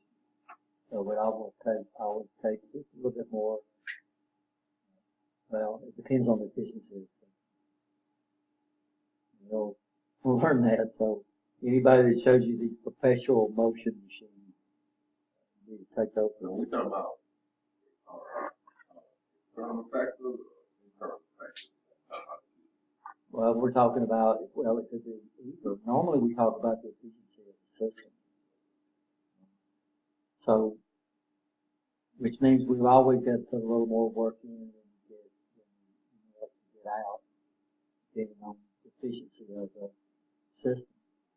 Of course, when you start talking about what's on the outside, that's what you're trying to design around, is for this thing to get the work, transmit the work as efficiently as you can, right?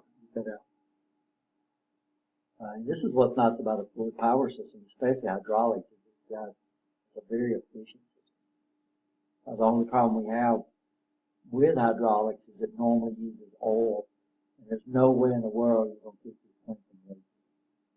So hydraulic systems are usually really dirty, and they're slippery, and they're really careful. What's nice about pneumatics, of course, is it's a really clean system, but you can't generate flow. So what we have a problem with pneumatics is that we can only pressurize air so much before it actually turns into a liquid itself and tries to separate. So that's the way they make liquid gas. They just do what? How do they make liquid oxygen? How do they make liquid nitrogen? How do they make, you go out there and you buy the argon tanks and you weld, and that's liquid. They just put it under so much pressure it liquefies. And then another problem we have with air is air, it's got moisture in it, right? You understand? It's got moisture in it. And when you come up here and you start compressing that stuff, and you heat, compression heats the air up, and soon it heats the air up, and then it starts cooling down. It's going to condense. And then, of course, we also got the problem in that air can only hold so much water per cubic feet, and you decrease that cubic feet. What's it going to do? Where's that water going to go? You can't compress the water, so what's it going to do? It's going to release it. So in pneumatic systems that use air, we got to do something about that water. We put dryers on them, and of course, the tanks, we put some type of vent system on the tank, because that's where it really gets bad, but you don't want the water, so you can't hardly keep it out of your tank. So that's why just about every tank has a drain system on it. You know, your home system's got one got unscrewed. But you need to do it. I wish I did that too. What you're supposed to do, you're supposed to drain that thing every time you use it. You know, how many people do it? Well, we had the compressor here was running all the time because the tank was almost full of water, so it couldn't store any gas. So as soon as you tried to use it, the compressor would kick off, and it would squirt water all over the place. The compressor over in the hall building has a system on it that you hear it purge itself all the time. It automatically, every once in a while, it'll automatically purge itself and purge that water out of there. So it's a real clean system. This one does pretty good. I think they've added that to their maintenance system. And another thing, if it gets water in your tank, at least it's going to rust. You got high pressure rust, the tank blow up, blow out of it. But this is the name of the game, guys. I mean, this is fluid power rate. All we're going to add now is how we control that flow. How do we automate this? How do we go out there and control that flow? Observation work out equals work in times efficiency, right? Power out equals power in. This is what amazes people. You know, like I said, I get at my house, I turn on a 100-watt light bulb. If the power system was 100% efficient, then what that means is that we get our power here this college, Vesper gets their power from the Tennessee Valley. So our power station is up in the Tennessee Valley. But wherever our power station is, I turn a 100-watt light bulb on, how much power are they going to get? 100 watts. Well, how are they going to get that 100 watts too?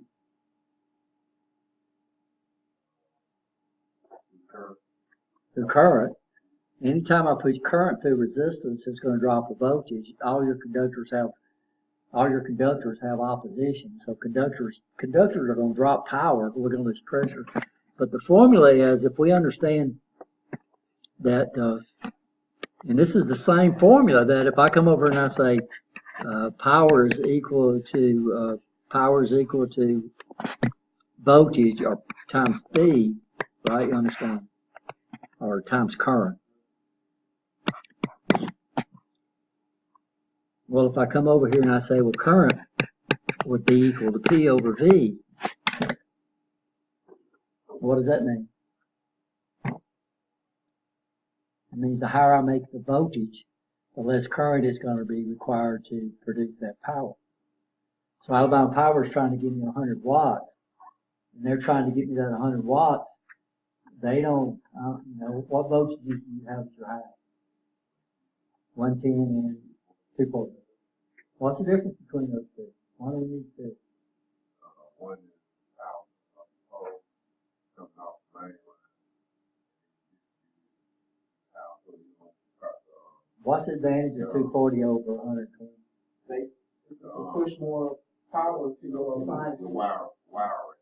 Well, what happens is it takes less current to produce that power. Power is equal to V. Current is equal to V over I. So it means the higher I can make the voltage, the less current it's going to take to push that power, right? You know what I'm saying? Which means we can use smaller gauge wire. So, loads are designed around a certain power. All Alabama Power's got to do is provide that power. So that means if Alabama Power can step that voltage up to 750,000 volts, they could push 750,000 watts of power with 1 amp current. But they can't bring 750,000 volts down close to your house, right? So what do? They step it up. That's what all these big substations are. They step that voltage up real high for transmission. Transformers don't change power, they change the voltage level, which changes the current, right? You understand? So the higher they make that voltage, the less current to provide that power. But the closer they get to you, what do they got to start doing? They got to start stepping it down for safety. Or the closer I get to ground. So that's why, it's the same thing. So power in equals power out. So times efficiency. But if they can increase the force, they can lower the speed. Right? You understand? That makes sense? So they step it up to high voltage. So 240. All your high powered loads are running off 240. All your high wattage loads are running off 240. But they hide those things. They either hardwire them or they put those receptacles behind your stove. Your 120, those out there, those 120 volt plugs. Still dangerous, guys, but safe. So, but it takes more current to produce that power on those low voltage plugs.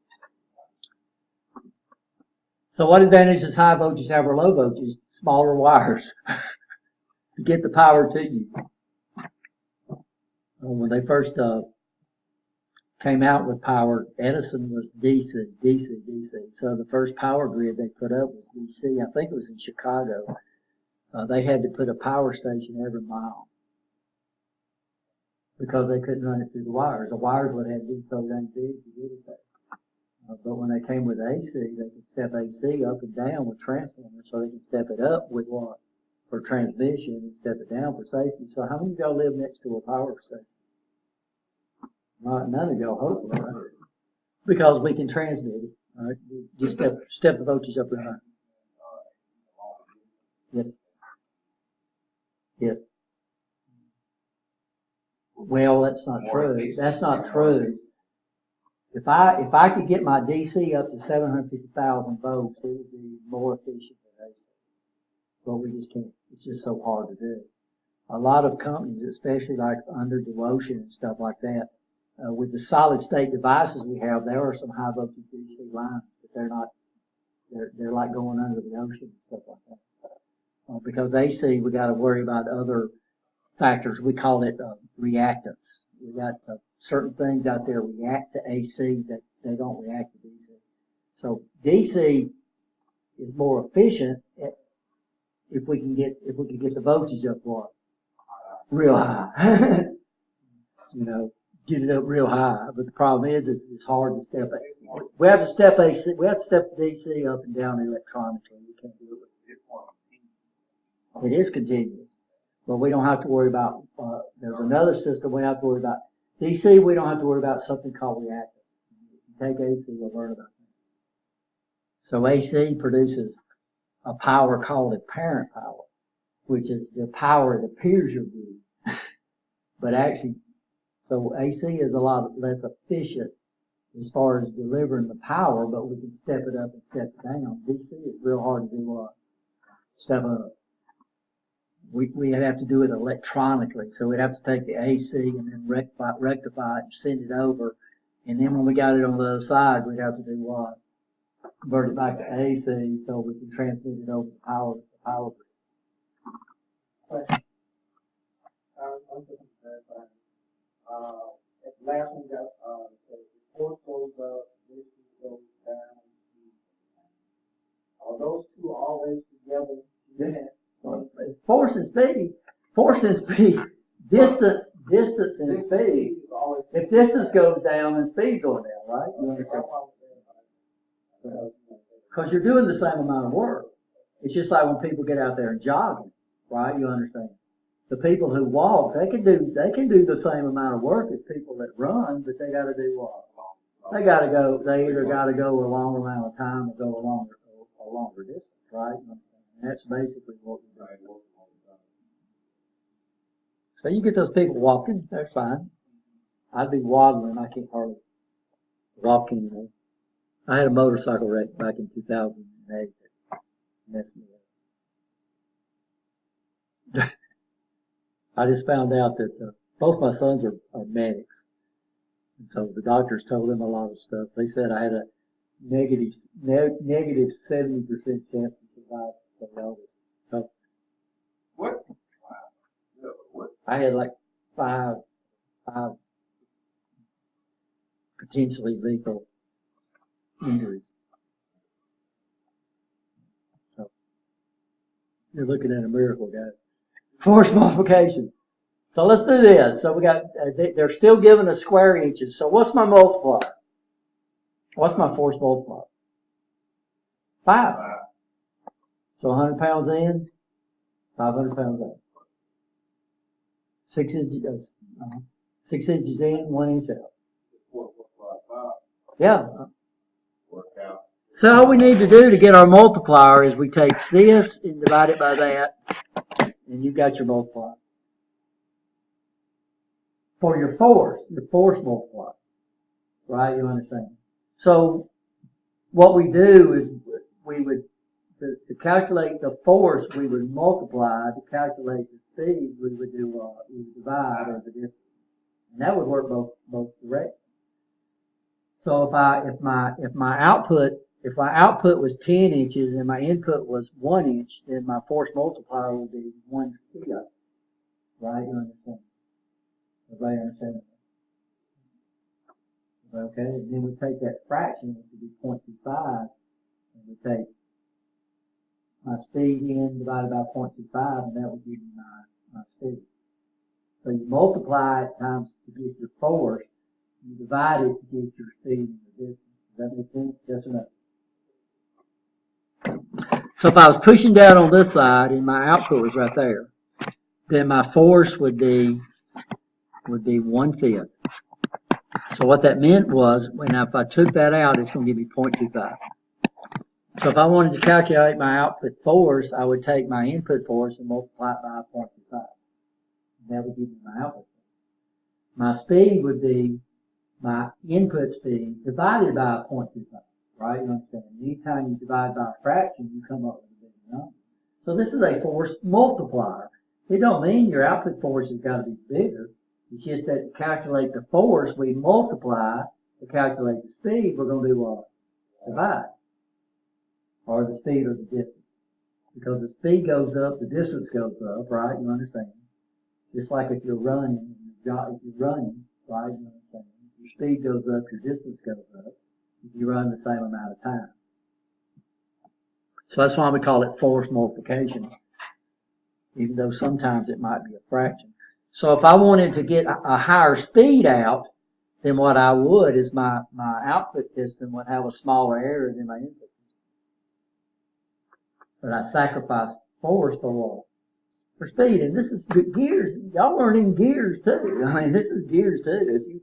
If you understand this, then you understand levers, you understand gears, because that's all gears is, a bunch of little levers, right? You understand that? With a fulcrum out here in the center. So to calculate gear ratios, we can count number teeth, or we can use diameters. So if you know the diameter of your driver and your diameter of your driven, then you can get your force multiplied. And it's the same thing.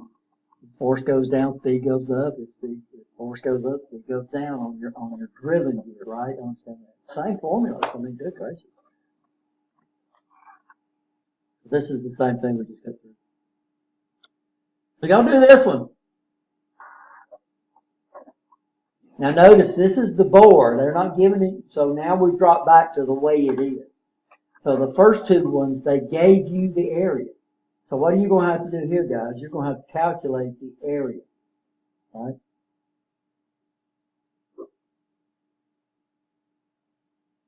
So you can use that big old formula, power squared, or you can use diameter squared times 0.785, or you can use the diameter squared divided by 4 times 3.14. But I like that diameter squared times 0.785. For one thing, you don't have to deal with pi.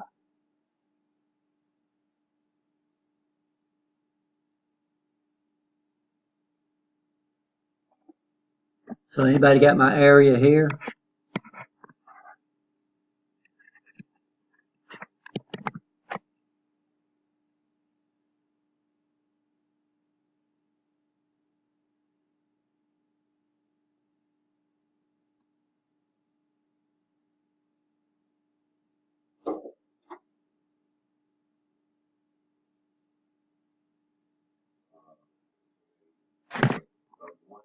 Don't know.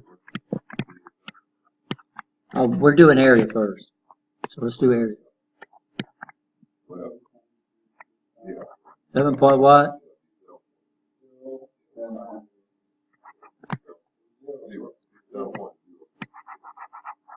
7.1. 7.1. We don't carry it past one factor. Okay.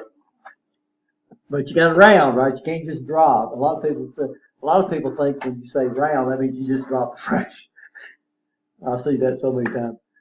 So 7.1, and this would be square inches, which we abbreviate like that, right?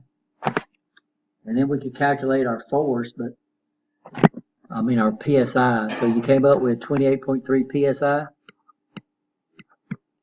28.3 would be good enough there.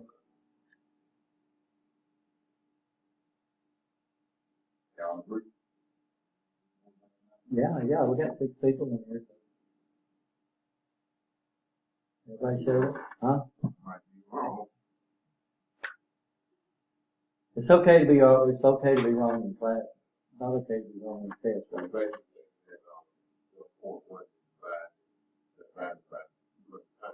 Right. And that's what we're doing. We're taking that and spreading it out over that surface area. So what's my output area?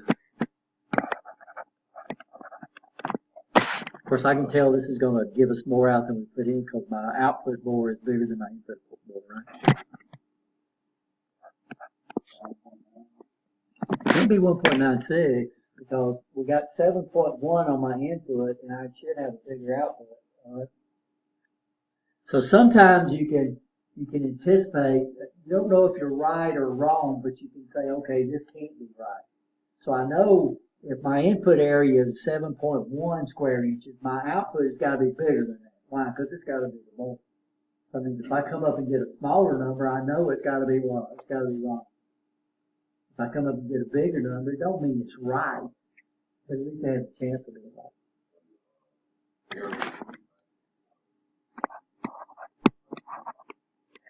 19.6.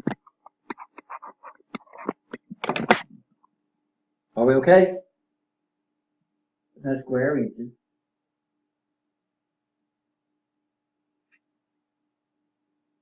So let's look. So I've got 19.6 square inches out. I've got 7.1 in. What's my multiplication?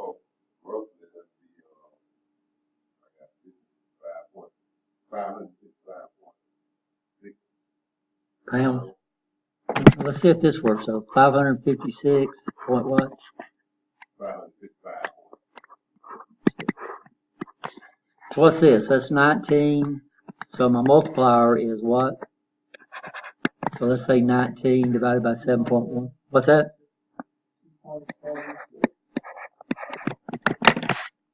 And that's just a number. That has no value.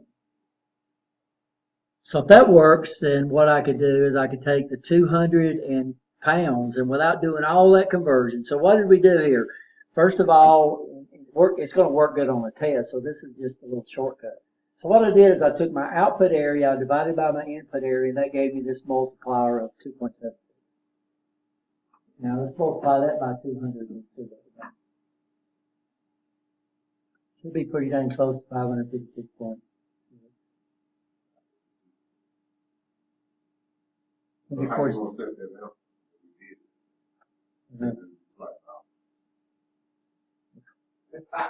Good question. I just wonder how would you say that? I would accept that answer, Good. especially if you show your work. Okay. Now, if it's a multiple choice question and you came up and you got 550 something, and then you got 555.6, then you're gonna say, well, that's got to be.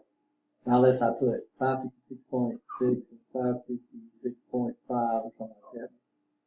I just wonder, We're gonna do that. no, but it is easy. I mean, it should take you a step quick. Yeah, because all you have to do here is calculate the surface area. And if you say, well, you know, it all depends on how far you carry these things out. You sit down and take it.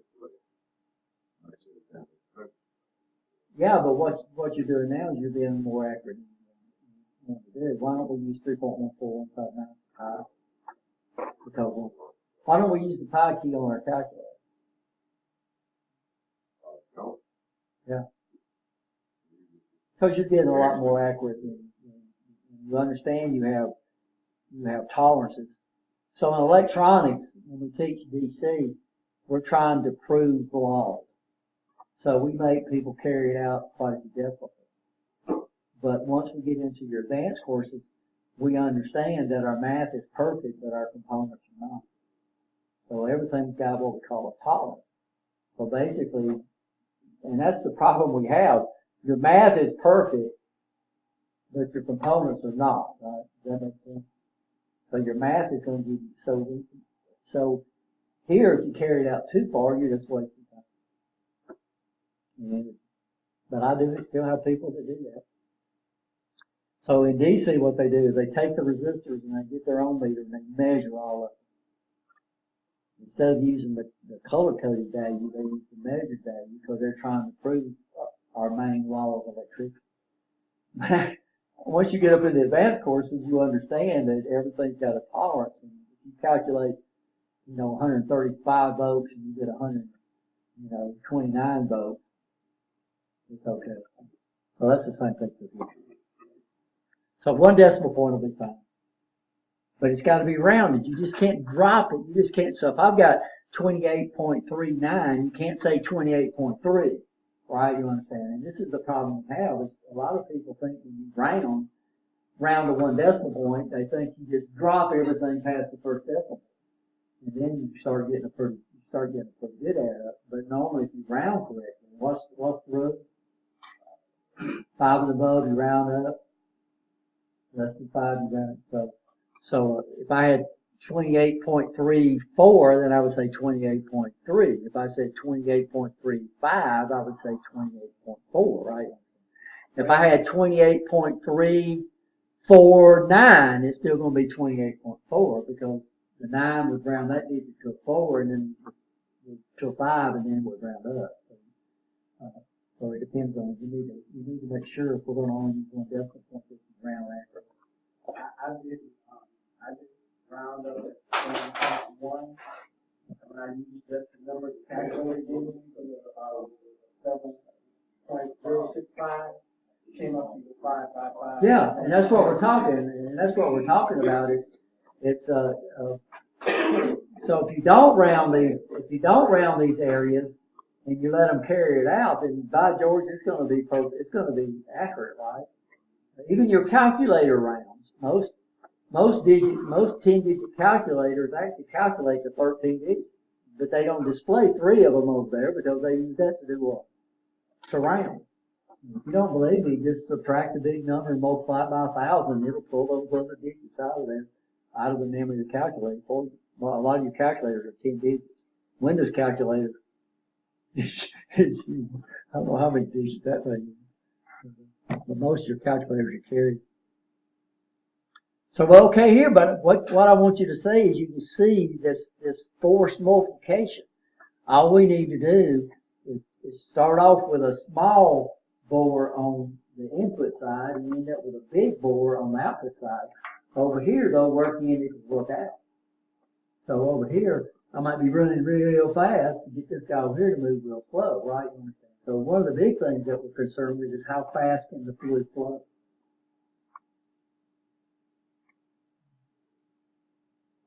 And so when we start calculating speed, then of course we're going to have to understand the flow rate and several other things.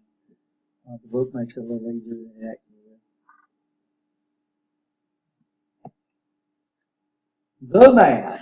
So this is our ratios, and this is calculating it all the way. But what's nice about just using those ratios is that you don't have to calculate PSI. All you got to do is take the output area, divide it by that input area, and that gives you your multiplier for your force, or your divider for your distance and your speed. Are we okay?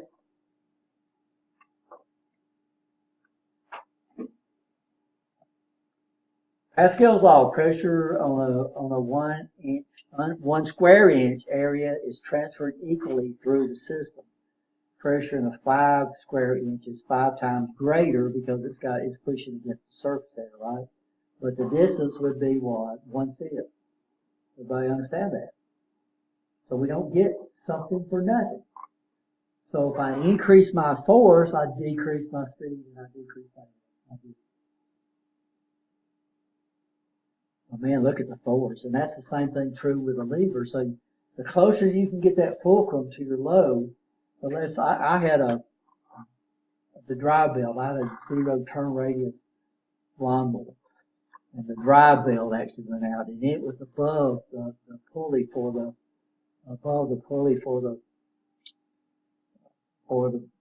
drive belt for the lawnmower bit. And you couldn't get that belt on there. You had to take that pulley set off there. Well, they put that sucker on there with Loctite, and I had a 1/2 inch wrench, and I locked that thing down, and I couldn't get that thing. Well, what did I do? Well, I went to my shed, got me a big old piece of conduit, and put it on the end of my 1/2 inch wrench, and I broke that sucker loose. But I had to swing it way around, right? You understand? So I was still applying the same work. People don't understand I'm getting the same work, but if I go less distance, if I go more distance over here, I get more force on this side.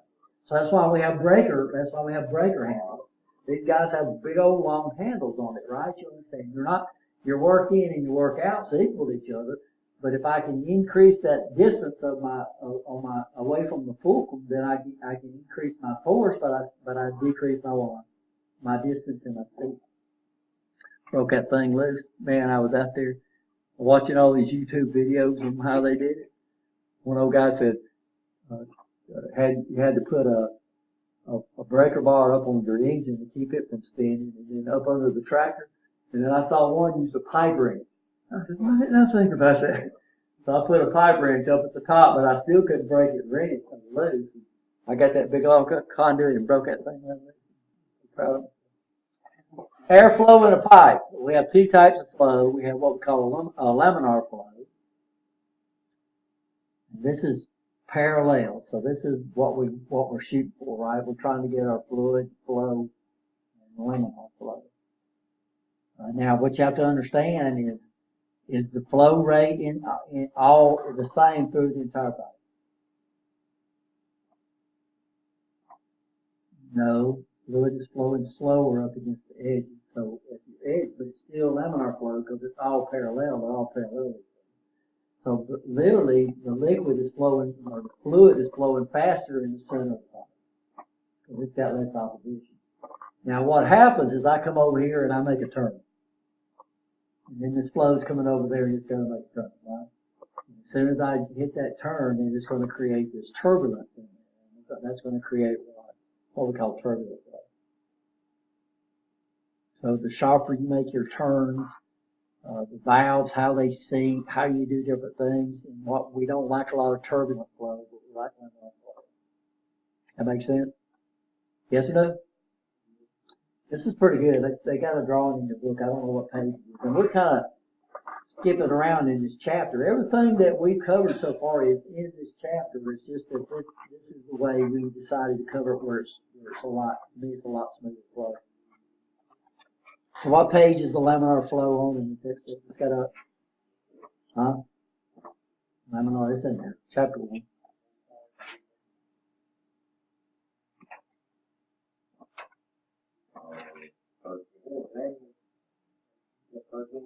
Yeah, so that's, this picture's a little prettier because it's in color. I got a lot of videos on these two different flow, laminar flow and turbulent flow.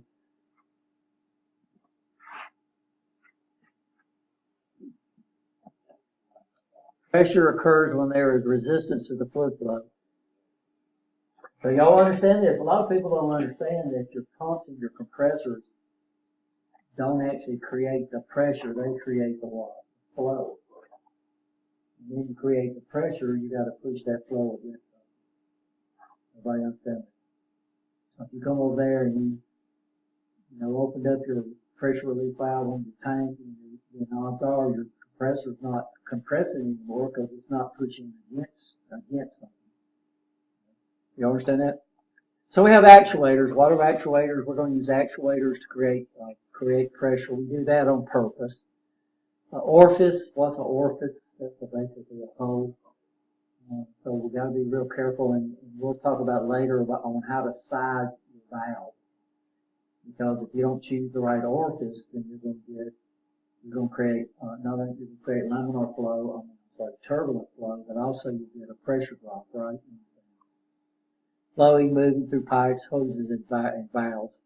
Each one of these is going to generate pressure because we're always pushing against something, right?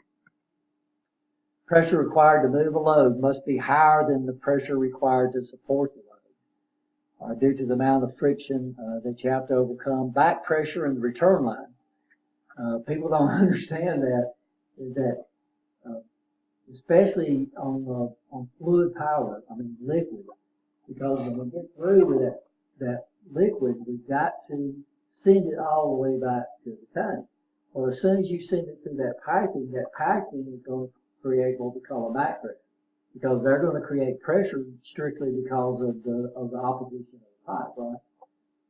So the actual pressure you're generating, so that means if I'm putting 100 psi on this side and I've got 10 psi worth of back pressure, then I'm only getting 90 psi worth of work, right? You understand that? And that's what they're talking about this. So they're talking about we need to always make sure we have more pressure than what we actually need to move our loads because of back pressure. Now, what's nice about pneumatics is sometimes we can dump it out right where we get to using it. But when we start controlling direction, we're still going to have to bring it back to a valve somewhere. So we have what they call a quick exhaust valve, which basically helps do away with that. So flow is equal to what? Times the velocity of the fluid. So one thing, before we can figure out how fast something's got to move, or how fast something's got to move, especially when we get in actuators. First of all, we need to know the area and the volume that it's going into. So when we start dealing with fluid, how do we rate speed of fluid?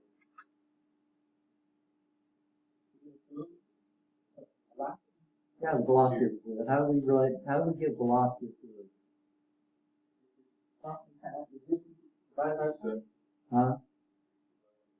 Feet per second, miles per hour, right? Gallons per minute. Yeah, but remember what we're dealing with is we're dealing with a volume. When we start moving stuff, we're dealing with a volume. So a gallon is a volume, right? You understand that? So when we start dealing with air, we're going to deal with a volume is not only has a length and a width, it also has height, right? So when we start dealing with air, we're going to talk about cubic feet. And that would be the velocity. Cubic feet. When we start talking about liquids, we're going to talk about what? Gallons per minute or liters per minute. In gases, we'll be talking about cubic meters per minute or something like that. That would be gases. So we'd have to know to calculate the velocity. We'd have to know the area that it's moving through, and also the velocity. The volume that we're trying to push through that area.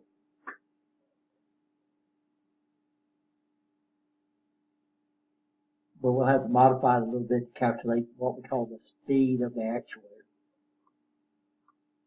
which is hard to do with pneumatics. We can get a guesstimation of the speed of the actuator with pneumatics, but with hydraulics, you can calculate the speed of an actuator down to. We used to teach pneumatics and hydraulics are so similar to each other that it would be real expensive to do labs on both of them. So originally what we did is we were a Rex Roth certified training center. Rex Roth is hydraulics. They're not in business anymore. They forgot to involve them. So our original trainers were hydraulic trainers. And they were over here in the lab. And what we do then is we teach pneumatics and hydraulics, but all our labs were on hydraulics. Now what's the problem with hydraulics? It's messy. So man, it was so messy. We had quick disconnect hoses and all this kind of stuff. And they'd pop them off and oil would get all over the place. People were sliding all over the place. And we put these big solid corrugated had big mats that had all hose on them. And after every semester, they had to come up and pull those mats up and get all the hydraulic fluid. We told people to wear dirty clothes or bad clothes in here because they get hydraulic fluid on them. So now what we do is we teach hydraulics and pneumatics, but all our labs are pneumatic. We use Festo. Festo is one of the leading manufacturers of pneumatics. Which makes it a lot cleaner. A lot cleaner. So y'all don't have to wear dirty clothes anymore, unless you come straight from work. So here are flow rates. So flow rates are in a volume, right? You understand?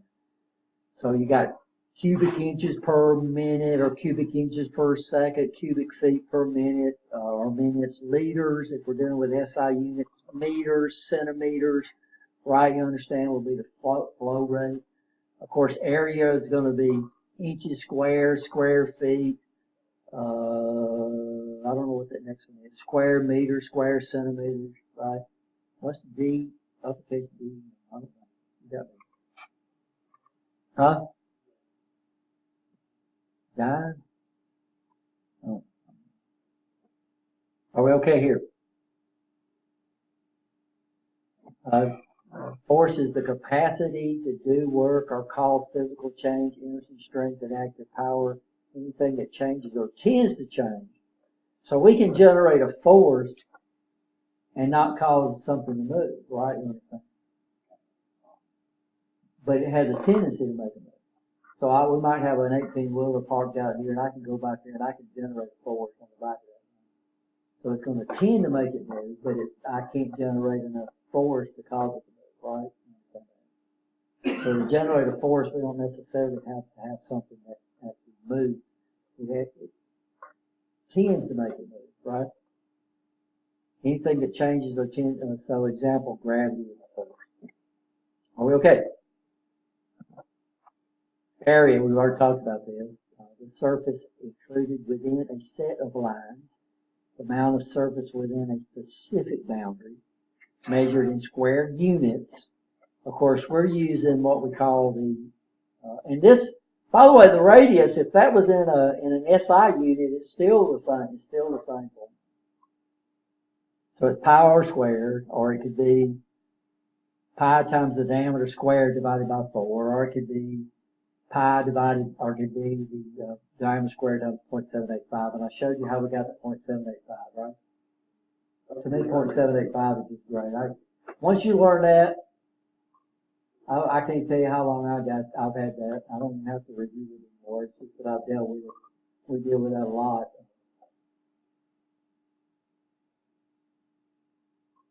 So diameter squared of 0.785, that's the one I would use. This needs to be split out a little bit because you're going to try to get this in here. Of course, you could do that. Since they're both on the top, you could say pi times diameter squared, and you could divide that whole answer by 4. That's good. It'll still give you the same answer. And what are we going to use for pi? 2.1. Even though one of my shows used to be person of interest. Anybody ever watch person of, and they got Harold. Harold, he threw out this statement that I always remember. He says, every number that has ever been written is somewhere in pi. Oh, yeah. Yeah. It was a good show.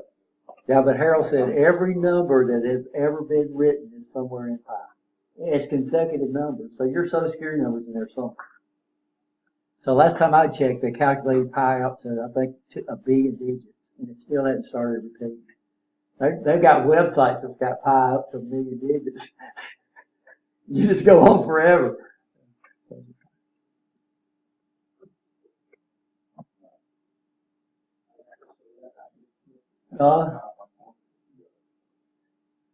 Yeah, they finally killed off already. So you think they killed.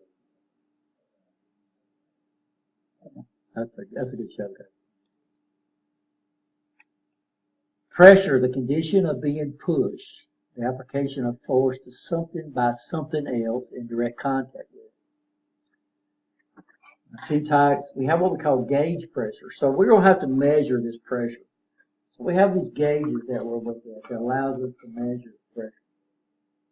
We have different types of pressure we're going to look at. The problem is that most of the time people don't understand this barometric pressure, this atmospheric pressure.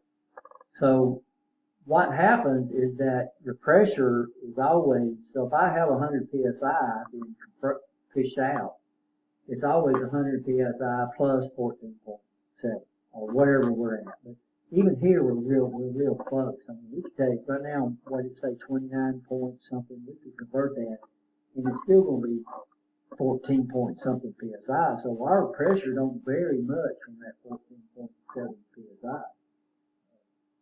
I was looking and they said the lowest pressure recorded in Birmingham was 29 point something inches of mercury.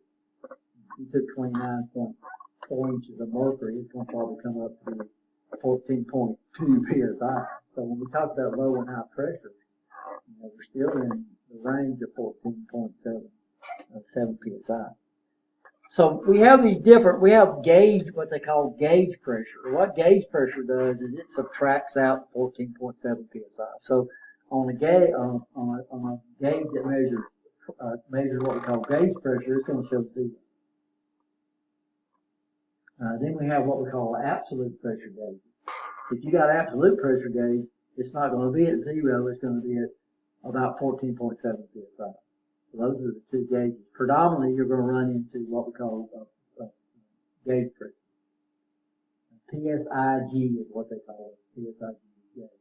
And that's the pressure minus the 14.7, which, you know, you got 100 psi and you're calculating work and you say, well, I actually got 114, you know, I got 114.7. There's not going to be enough in your calculation to make the system different. Now, a lot of your engineers and stuff that are really, really good and precise, they might use absolute pressure. So we have absolute pressure gauges. That makes sense? So, absolute pressure starts at 0. Then we're going to add 14.7 psi to that, right? Or wherever your atmospheric pressure is. But believe me, even if you got, you know, it's going to be around 14.75 around here, unless you're climbing up on Mount Everest. And I don't know what it is up there. It's very low. All I know is they can't boil water when you get up above so many feet because you can't, the water boils too early. It boils and it turns into vapor before it gets hot. So that's what they said. If you get out under off your pressure suits out there, like at the space station, then your blood boils instantly because it's so cold up there, or the pressure's so low. So everybody okay on bore size? Bore size is giving it. So when we give it, what is the bore? Inside diameter of the cylinder. Well, that's one of the things that we need to know to be able to calculate the force. We need to know two things. We need to know how much area is that pit we have on that cylinder, and how much pressure we need. Right? And that's one of the big advantages of hydraulics is we can run it at extremely high pressure. Pneumatics we cannot run in extremely high pressure. US Steel had 200 psi out there. That was the highest pressure they ran. The highest pressure I've ever seen. We went on a tour up in one of the Bridgestone plants up in. It's not in Nashville. It's just south of Grand, Georgia. They run 600 psi. I worked in electronics. What they call the control shop. I don't know something. No, I worked. The pipe mill was being built when I was. So I got laid off when they had to tear everything up, put the pipe mill in, they had to tear up all the tracks and everything. I got laid off. And then I took all the tests and everything to get into the pipe mill. And, I qualified, had a job, turned in my notice here. I was already teaching here, turned in my notice here. They called me up. I was supposed to start to work on a Monday. I think it was in September. And I was supposed to start to work on a Monday. They called me up on that Friday and said, Mr. Raymond, we're not going to need you to report until October. And it was a month. And they didn't call me until the week before. So I came over here and I said, well, I'm going to stay. So Larry, that is? Huh? Larry, that was Larry Malone? Yeah, Larry was there. Right. So when it came time for me to go in, I didn't call in, and a guy called me up and said, Mr. Raymond, you're supposed to report to work, so-and-so. I said, well, I'm not coming back. He said, well, you're supposed to call and give somebody notice. I said, well, you didn't give me notice when you laid me off. He said, Mr. Raymond, he said, you got a pistol attitude. I said, that's your matter of opinion. I'm still not coming back. And that was the best decision I made. So that's my US Steel. But I worked at what they call the control shop. So we covered Inslee. We covered number 4 galvanizing line. We covered,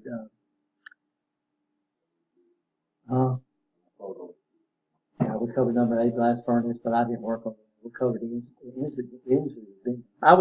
I was working in the powerhouse at Inslee when they turned it off. Never opened it back up. So I was working at Inslee when they shut it down. Of course, I heard number 8 blast furnace. I cried when I got hired with the group for number 8 blast furnace. So when they hired the group in to come in there and maintain that thing, that's when I got hired. And I quit when they shut the plant down to build pipe.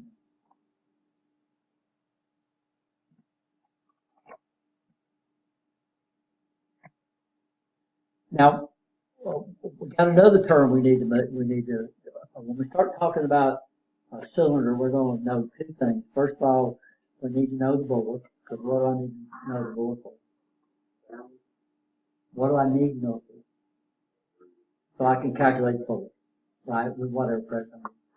Another thing we need is we need to know what we call a stroke. Anybody know what the stroke is? That's how far that rod will extend out, right? You understand? So if we say it's got a 6-inch stroke, that means that's how far that rod will extend out that. So the stroke tells me how far I can push something, right? So on this guy, we use two terms. We say extend and retract. That's the technical term. But most people call it push and pull. So when I come in here and push, and we call this guy right here, we have two types of cylinders. We have what we call a single acting cylinder and a double acting. Now a single acting cylinder would look something like this. So what I would do is I would come over here and I would have a piston, and then I would have a rod, and then normally we would come in here and we'd put a spring. So what I do is I put pressure in on one side. So I put pressure on one side, and then the cylinder extends, and then when we take the pressure off, what would happen? The spring would push it back. But we got to exhaust the pressure on the on the left-hand side. So you got to exhaust that, and we'll look at that later on. This one that we're showing here, we call this a double acting. So notice we got two ports on not only the extend side and the retract side, right? So I would come in here and I would put pressure right here. Well, what I have to do right here, I'd have to exhaust it. So I come up here and push, and then of course it's going to push whatever fluid we have in here, and then we got to get rid of that, so we got to exhaust it. Now on a hydraulic system, we're going to return it all the way back to the tank. On a pneumatic system, if it's air, we can send it back out to the air, right? But we're going to have to go over that. So if I didn't exhaust this, then that means that pressure would come in here, that pressure would right there, and it would literally lock it. So this is the way we can lock a cylinder. We just don't let it exhaust. So we can have it move. We stop the exhaust, and that cylinder would just do what? It would just lock. So when we buy a cylinder, we're going to be looking at a single acting cylinder, we're going to be looking at double acting. So a single acting cylinder, we're going to use our pressure to make it extend, and then something else is going to bring it back. So that's a single acting cylinder. It don't have to be a spring. It could be gravity. Or it could be your car and gravity. So if you got a jack, it's a single acting cylinder. You pump it up, and then when you break it loose, what causes the jack to come down? Well, it comes down, your car takes it down, right? And then what? And then gravity brings it down the rest of the way.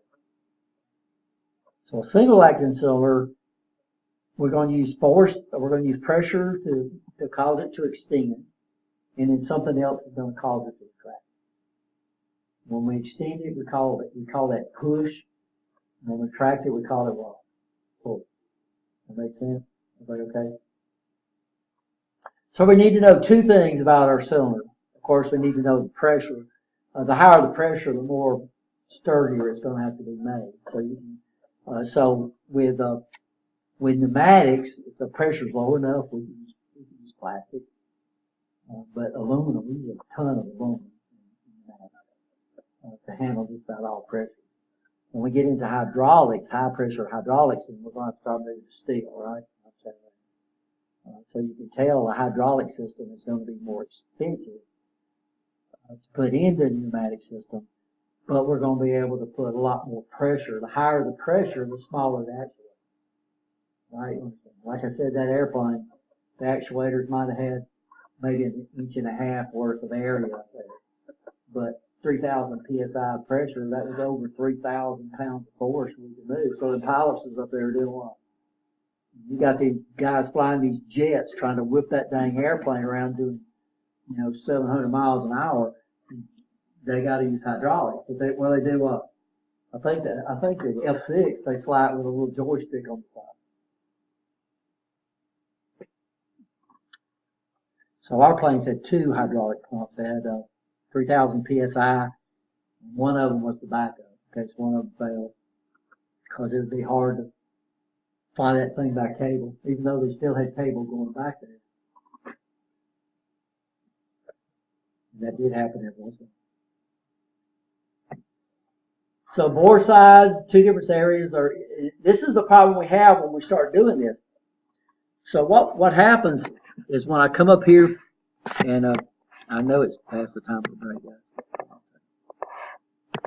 So when I come up here and push this in right here, of course it's going to push here, it's going to push here, it's going to push there, but this right here is going to have the ability to do what? It's going to move. Okay, you understand that? When I come up here and push right here, so let's say I come up here, and I come up here and push my fluid in from this side right here. Well, it's going to push right here. It's also going to push right there. So what's going to happen is this is going to push on both sides equally, right? You understand? Of course, we're going to vent this, so it's going to be able to flow out there. So what are we losing on our retract or our pull? We're going to lose the area of the rod. So that means on a single rod cylinder like this, we're going to be able to develop more push force than we are what? Retract or pull force. It's going to retract faster than it's going to extend. So the track speed is going to be what? Faster. Because the area goes down, speed goes up. If the pressure on it, right? So what we need to know is we need to figure out how to calculate our push pressure and our pull pressure. Our push force and our pull force. So y'all take a 10-minute break and we'll come back and look at that. And then, I know y'all hate these all-night lectures, guys. We'll get in the lab and we're making up for a whole class. Trying to, whatever.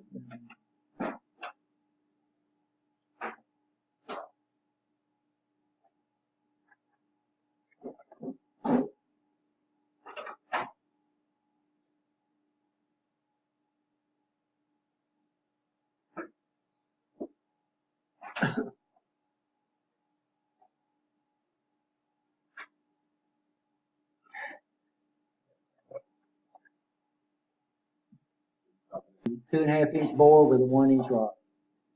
So what we're doing is we're giving you the diameter of the rod and the diameter of the bore, which would be, so we push on the bore side.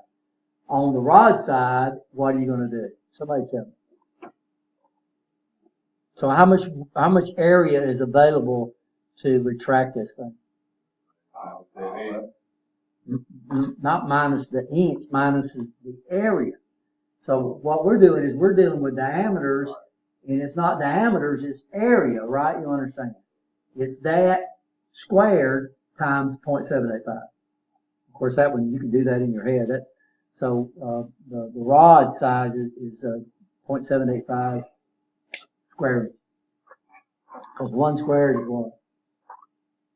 1. So over here, my bore area is going to be equal to 2.5 squared times 0.785. That's my push area. And what does that come up and give me? That 19 thing. That 19 thing.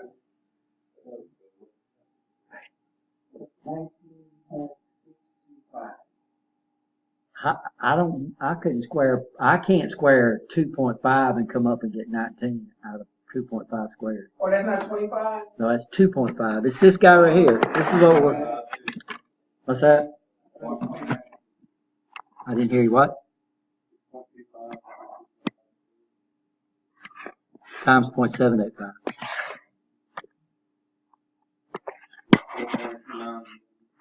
Okay, so 4.9, right?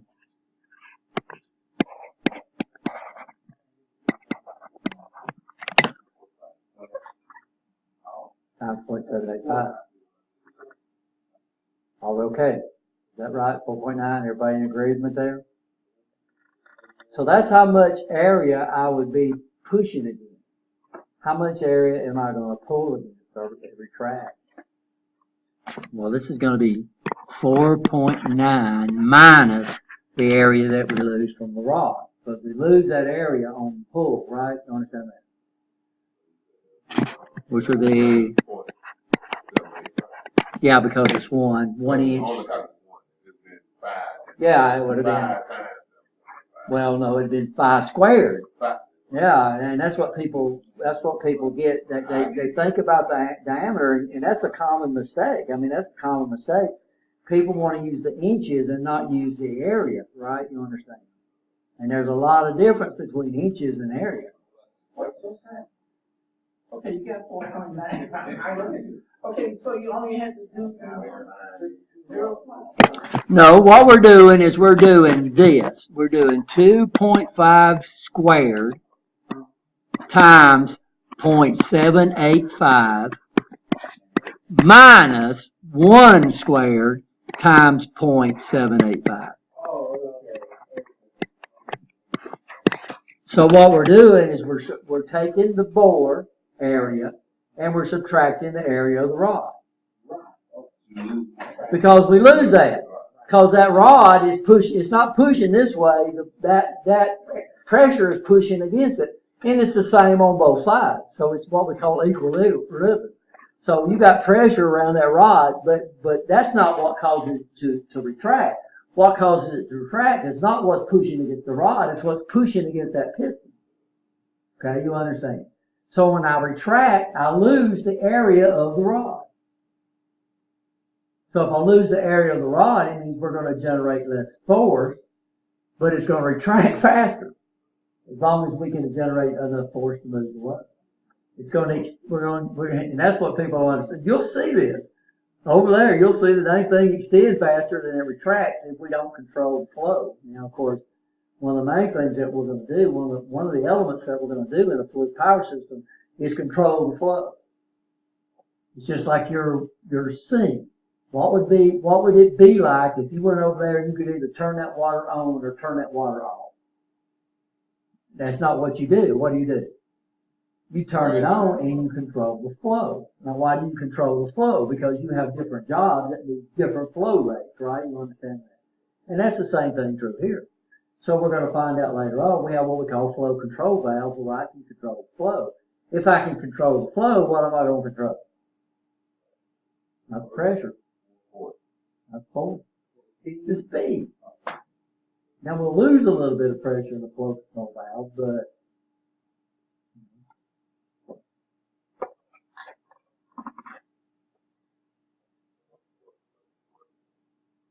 well, it can work out.